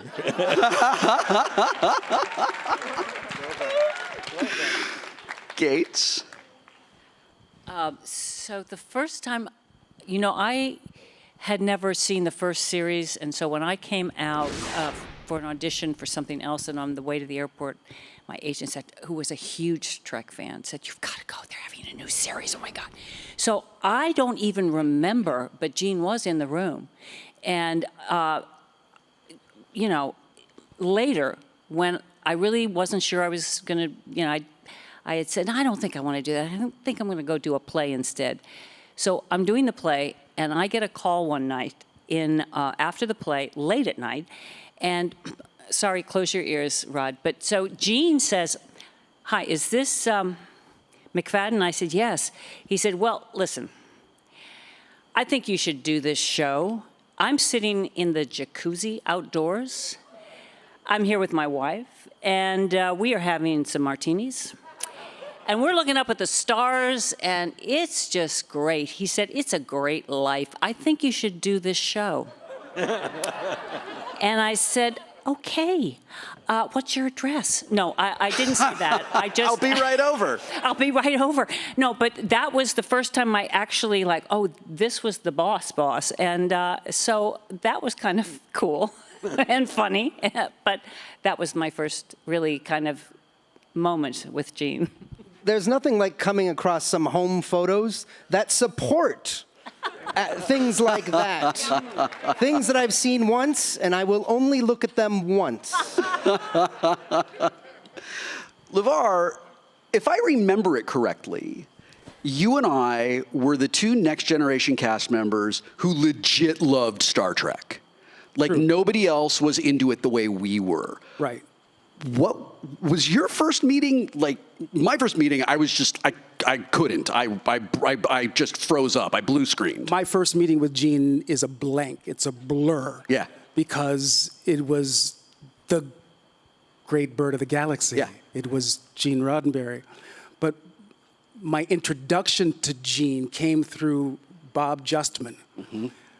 Robert H. Justman, the credits of the original series, when I did a TV movie in the early 80s, I think it was. It was a very bad TV movie called Emergency, but it had a lot of great actors in it. Gary Lockwood, Conchata Ferrell, Gary Frank, Penny Peiser. I mean, it was an amazing cast. And Bob Justman was the producer, so I would pump him for information, stories about Star Trek all the time on the set. And one day I got a call from Bob Justman saying, I know you've never done a television series before, but we're doing a new version of Star Trek. Are you interested? And I was, who do I need to kill? Right. To be a part of this. Becoming a member of this storytelling juggernaut has been the surprise of my life. Yeah. And one of the best gifts I've ever been given. Yeah. Amen to that. Rod, when Next Generation started, you were working as a PA on the set that summer in the first season. Yeah. And I was so incredibly excited that you were there because you're my age. We like a lot of the same things. When Next Generation was sort of spinning up and your dad was like kind of getting it going, do you have any memory of were you like around for all of that stuff? I wasn't around. I remember them talking about, and I don't know if I've got my timing off, but they talked about a character named Data. And I mean, I was so little, guys. You got to understand. I was 12, 13, and I was just into my own thing. But I did know about it. I remember my mother calling the new Enterprise D, it looked like a pregnant duck, which I'm not really sure how that works. I remember they mentioned the kid from Stand By Me. And he's on Lower Decks. Oh, yeah, he's on. He is on, that's right, he is. And then I didn't hear much about it, but I do remember that I did have the opportunity to work as a PA on the first season of TNG. And I spent most of my time delivering coffee and scripts. Which is what PAs do. That was fun, yeah. I'm going to tell you very briefly, this isn't in the script. I'm going to tell you my meeting with Gene. It was a callback for Next Generation. And it was one of the last callbacks. And they told me, you're going to be reading for Gene Roddenberry. And that meant to me what it meant to you. And I went in and gave the worst audition I've ever given in my entire life. Imagine we've all been to conventions. We plan what we're going to say to the person that we're waiting in line to meet, and we get up there and we go, right? It happens all the time. I know, I'm at that table. It happens to me a lot. And that's what happened to me. And I left and I was like, I blew it. I'm never going to be on Star Trek. And someone, and I'm guessing it was either Junie or Ron, called my agent and said, listen, we think he can be a little better. He just was off. And they gave me a second chance, and in the entertainment industry, you never get a second chance. And I went in a second time and didn't suck. And that was how I got the job. This question is for everyone. With Star Trek, this is the indelible question. Star Trek has persevered and remained in the cultural consciousness for 55 years. I know, right? Why do you believe Gene Roddenberry's legacy, his philosophy, endures 55 years later and across 10 series? Let's start with LeVar, because Rod has a I'm thinking look on his face. I think it has everything to do with the storytelling, the compelling characters, and the idea that we are, as a species, really in our infancy, right? Yeah. And I think that part of the enduring nature of Trek is that in popular culture, it has been, is, and continues to be an incredibly positive view of our future selves. In a world that gets more dystopian by the day, the value of Trek increases exponentially every year. Yeah. Gates? I second that. I think, though, that I'm going to give all the credit to Gene Roddenberry's grandmother, because I didn't understand Star Trek when I started at all. I didn't understand the fans. I didn't understand any of it. But I do now. I've spent years getting to know fans, getting to know, reading interviews that Gene did years and years ago.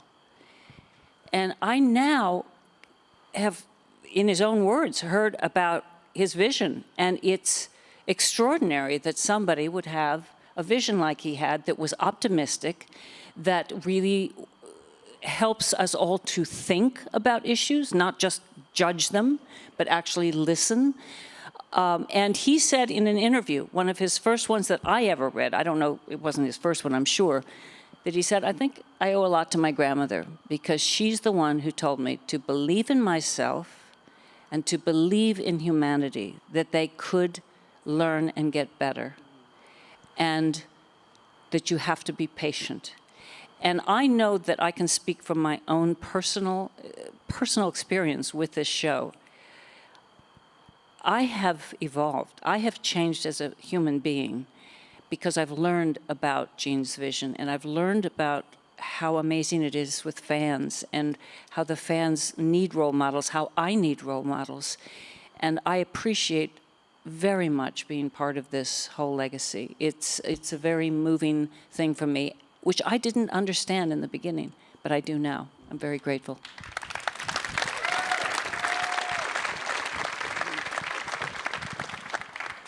Well, I think two things.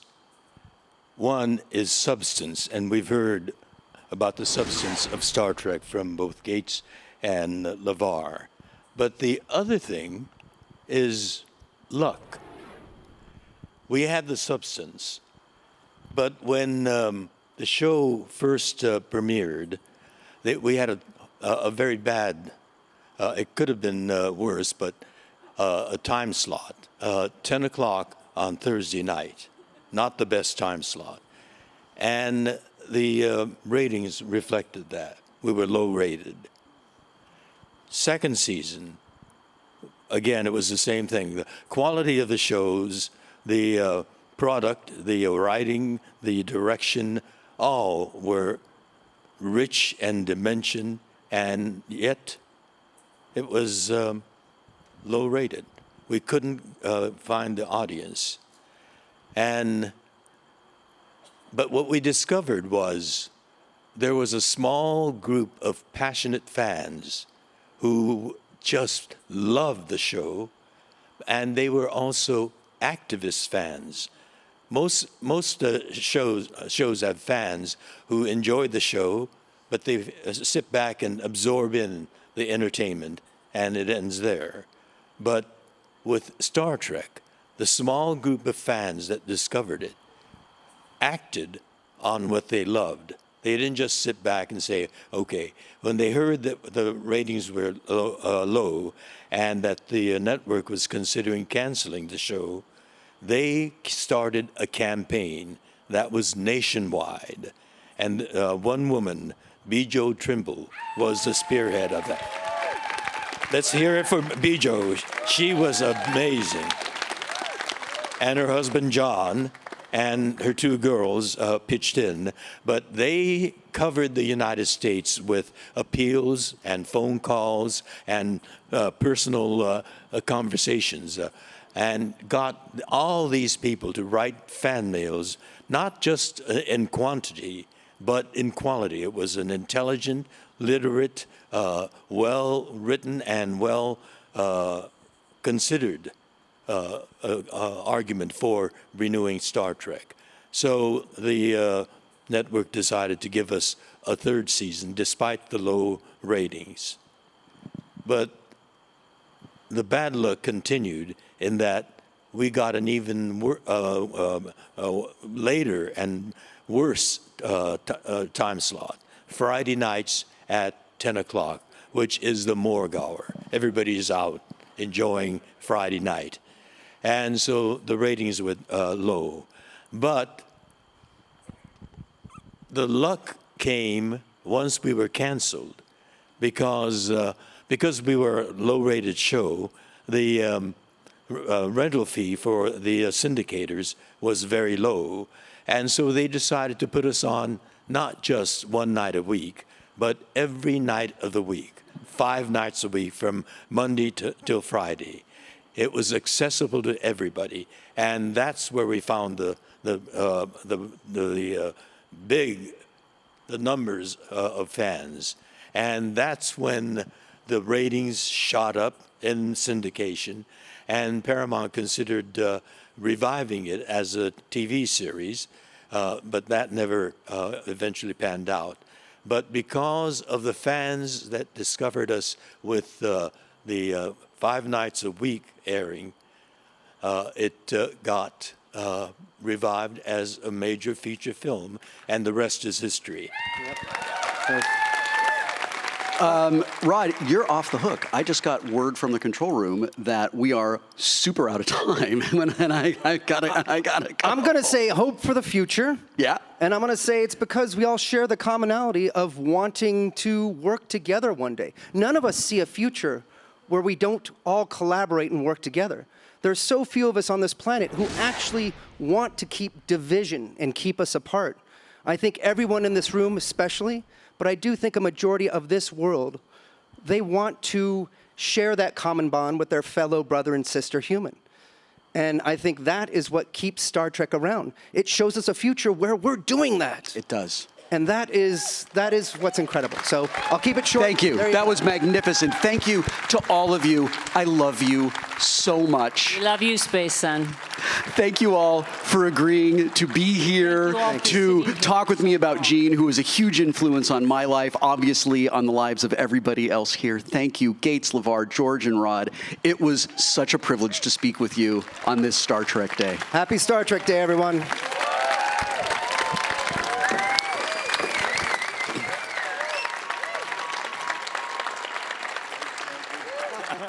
The next person we have coming on stage, I have technically known longer than Mica. Yeah, but I share DNA with him, so, Right, okay, you know, so, right, so we I'm had gonna just, hey, Dad. Hey, Dad. We're gonna have you come back on stage now. Sorry, Will, I trump you here. Yeah, I guess sorry. you do. I mean, I guess I have known him longer than you. Do you share DNA with him? No. All right, I'm leaving. Yep. We love you, Will Wheaton. I love you We do love you, Will Wheaton. Everybody, LeVar Burton.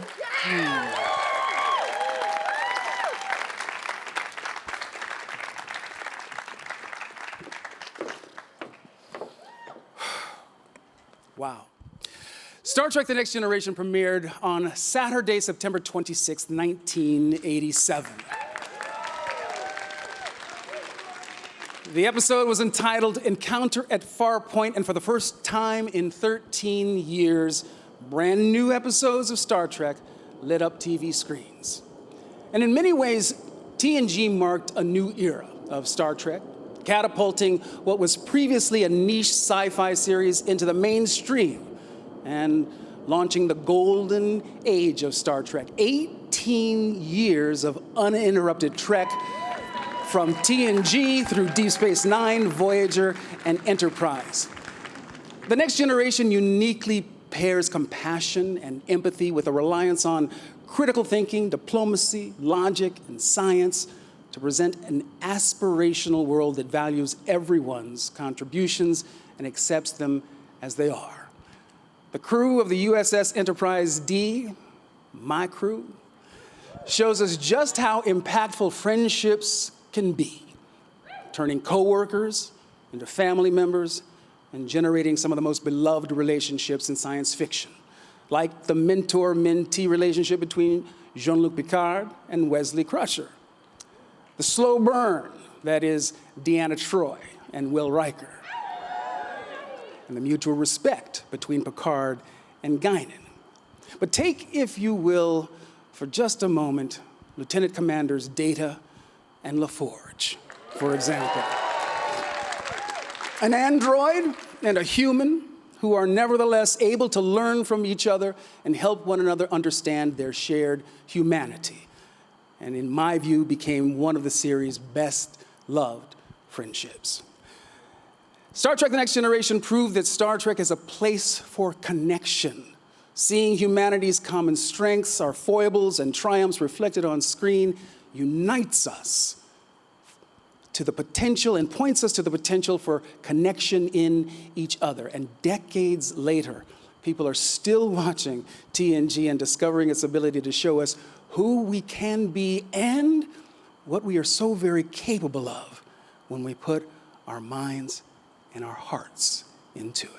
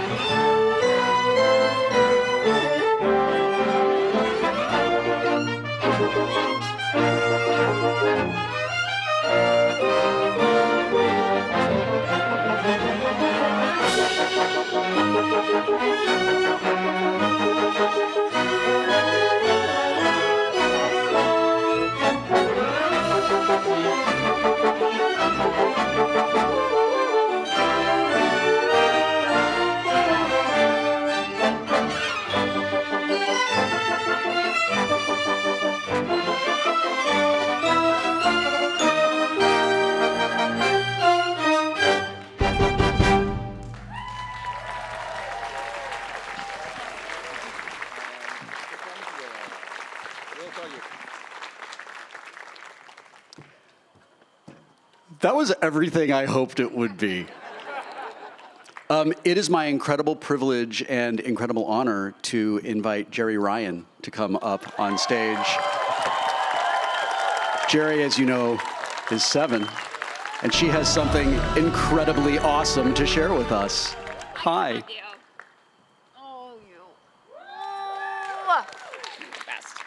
Hi, everybody. So,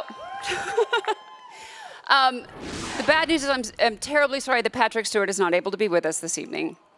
But I know you've all been waiting, and we have a very special sneak peek of season 2 that hasn't been seen yet. So just for you guys tonight, here is the new trailer for season 2, Picard.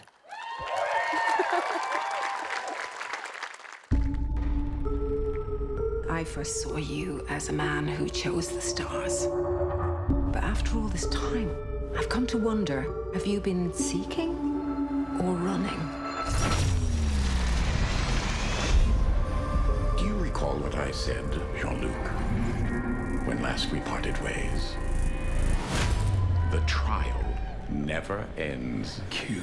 I am way too old for your bullshit. Guys, we got big problems. Something moved us. Q went back in time and turned our world into a totalitarian nightmare. Do you understand what this means? Time has been broken. I will get us home together. The only way to heal our future is to go back and repair the past. There are ways of traveling in time. Great. Now what?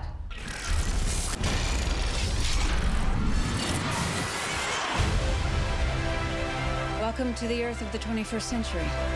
You're saying we can undo this nightmare? Let's go to work. You can pilot a starship, but you can't drive.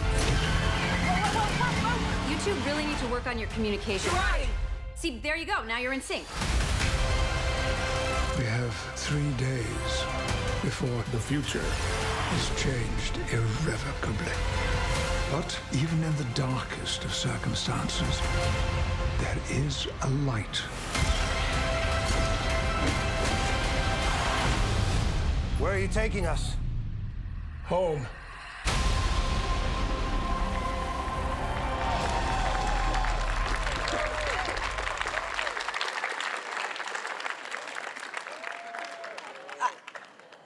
Yeah, I know. That was a lot. I have so many thoughts and not enough time to express a single one of them. But we have one more announcement. Mica? I am so honored to announce that Picard has been officially picked up for a season 3. That's really exciting news. It's pretty great. It's pretty cool. It is now my honor and my privilege to introduce and welcome to the stage a performer that I cannot believe we are so lucky to have in our Star Trek family. Please welcome Isa Briones. Isa is singing Blue Skies.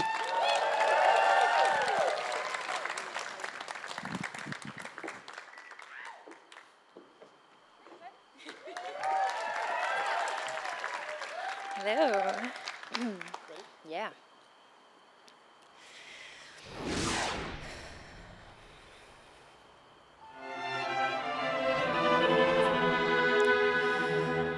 Blue skies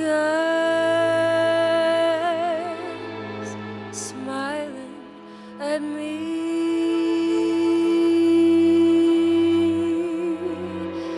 Nothing but blue skies. Do I see?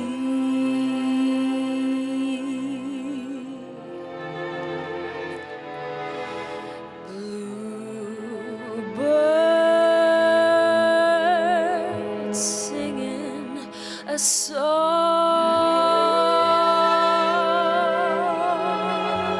nothing but bluebirds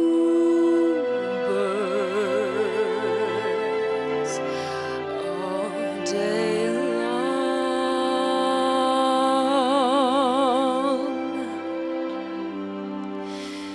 Never saw the sun shining so bright. Never saw things going so right. Noticing the days hurrying by when you're in love. My, how they fly. Blue days, all of them gone.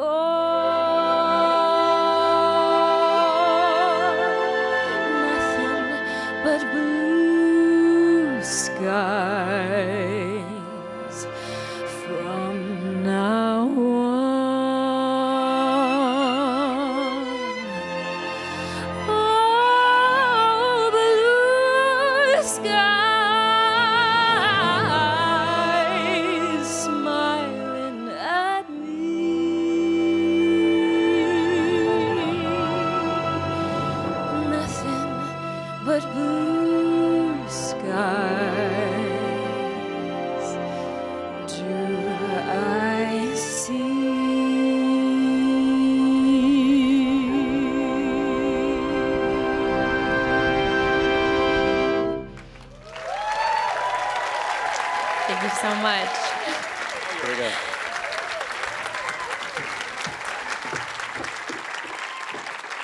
Thank you. Thank you so much. Your voice is so incredible. Oh my goodness. Issa Briones, everyone. Another round of applause. Well, folks, first of all, Will and I want to say thank you guys so much. Thank you so much to those who have tuned in from home to watch the live stream and those of you who have actually come out here on this lovely Los Angeles evening to celebrate the 55th anniversary of Star Trek. You, the fans, are what makes this franchise really so special. Yeah, that is a true fact. We who are fortunate enough to be part of the Star Trek family have always known that the fans are what truly keeps this starship off the ground. So thank you for welcoming us into your homes for 55 years. Today we saw so much. I want to do a quick rundown so we don't all forget when we go home to tell our partners and everyone else we know about the amazing Star Trek things that everyone needs to be prepared for. So here we go. We had a Prodigy official trailer, premiere date announcement, and new artwork. A Picard official trailer, a Lower Decks mid-season trailer, a Strange New Worlds casting announcement. Mica, Yeah. go. Okay, well, that's not to mention all the incredible Star Trek cast we saw up here on this stage. Plus, special thanks to our Star Trek Day Orchestra and Jeff Russo. Yes. Big round of applause for conducting and performing so much gorgeous music for us. And what a wicked hairdo you have. Wicked hair, just so good. I was moved more than I thought possible by every theme y'all played. You Seriously. are amazing. Phenomenal. That was wonderful. And I have goosebumps from Issa's performance of Blue Sky. If any of you watching at home missed any of these incredible moments, or you just want to relive them again, rest assured that they will all be available to stream online on the Paramount Plus and Star Trek YouTube channels, as well as on Paramount Plus and in Rutherford's implant. And don't forget, if all of these reveals put you in the Star Trek mood, you can stream every single episode ever of Star Trek on Paramount Plus in the US and on other platforms across the world right now. But I'm sure all of you out there probably already knew that. Maybe skip the first season of Next Generation. Nah, let's watch all of it. Wait until we grow the beard. Nah, don't. Screenshot it, send it to him. I don't have any plans later, so I know what I will be doing when I get home tonight. And I can't forget to mention that you'll want to mark your calendars because Star Trek Mission Chicago is happening from April 8th to April 10th in 2022, following all necessary health and safety measures, of course. Yes. It'll have interactive exhibits, exclusive merchandise, gameplay, photo and autograph opportunities with Star Trek guests, and much more. And I'll be there. What? I will be there, for reals. Along with so many more from our Star Trek family. I cannot wait. But seriously, nerds, all good things must eventually come to an end. Not if you say it's over. To wrap up this Star Trek Day 2021, we want to add one last call out to our Star Trek United campaign. That is right. Every person that tweets the hashtag Star Trek United gives, $1 will be donated and divided equally by Paramount Plus and the Roddenberry Foundation to organizations who do the real-world work of championing equality, social justice, and the pursuit of scientific advancements. Thank you all so much for joining us for Star Trek Day. And thank you to Paramount Plus for making all of this possible. I'm Will Wheaton. And I'm Mica Burton. Live long and prosper.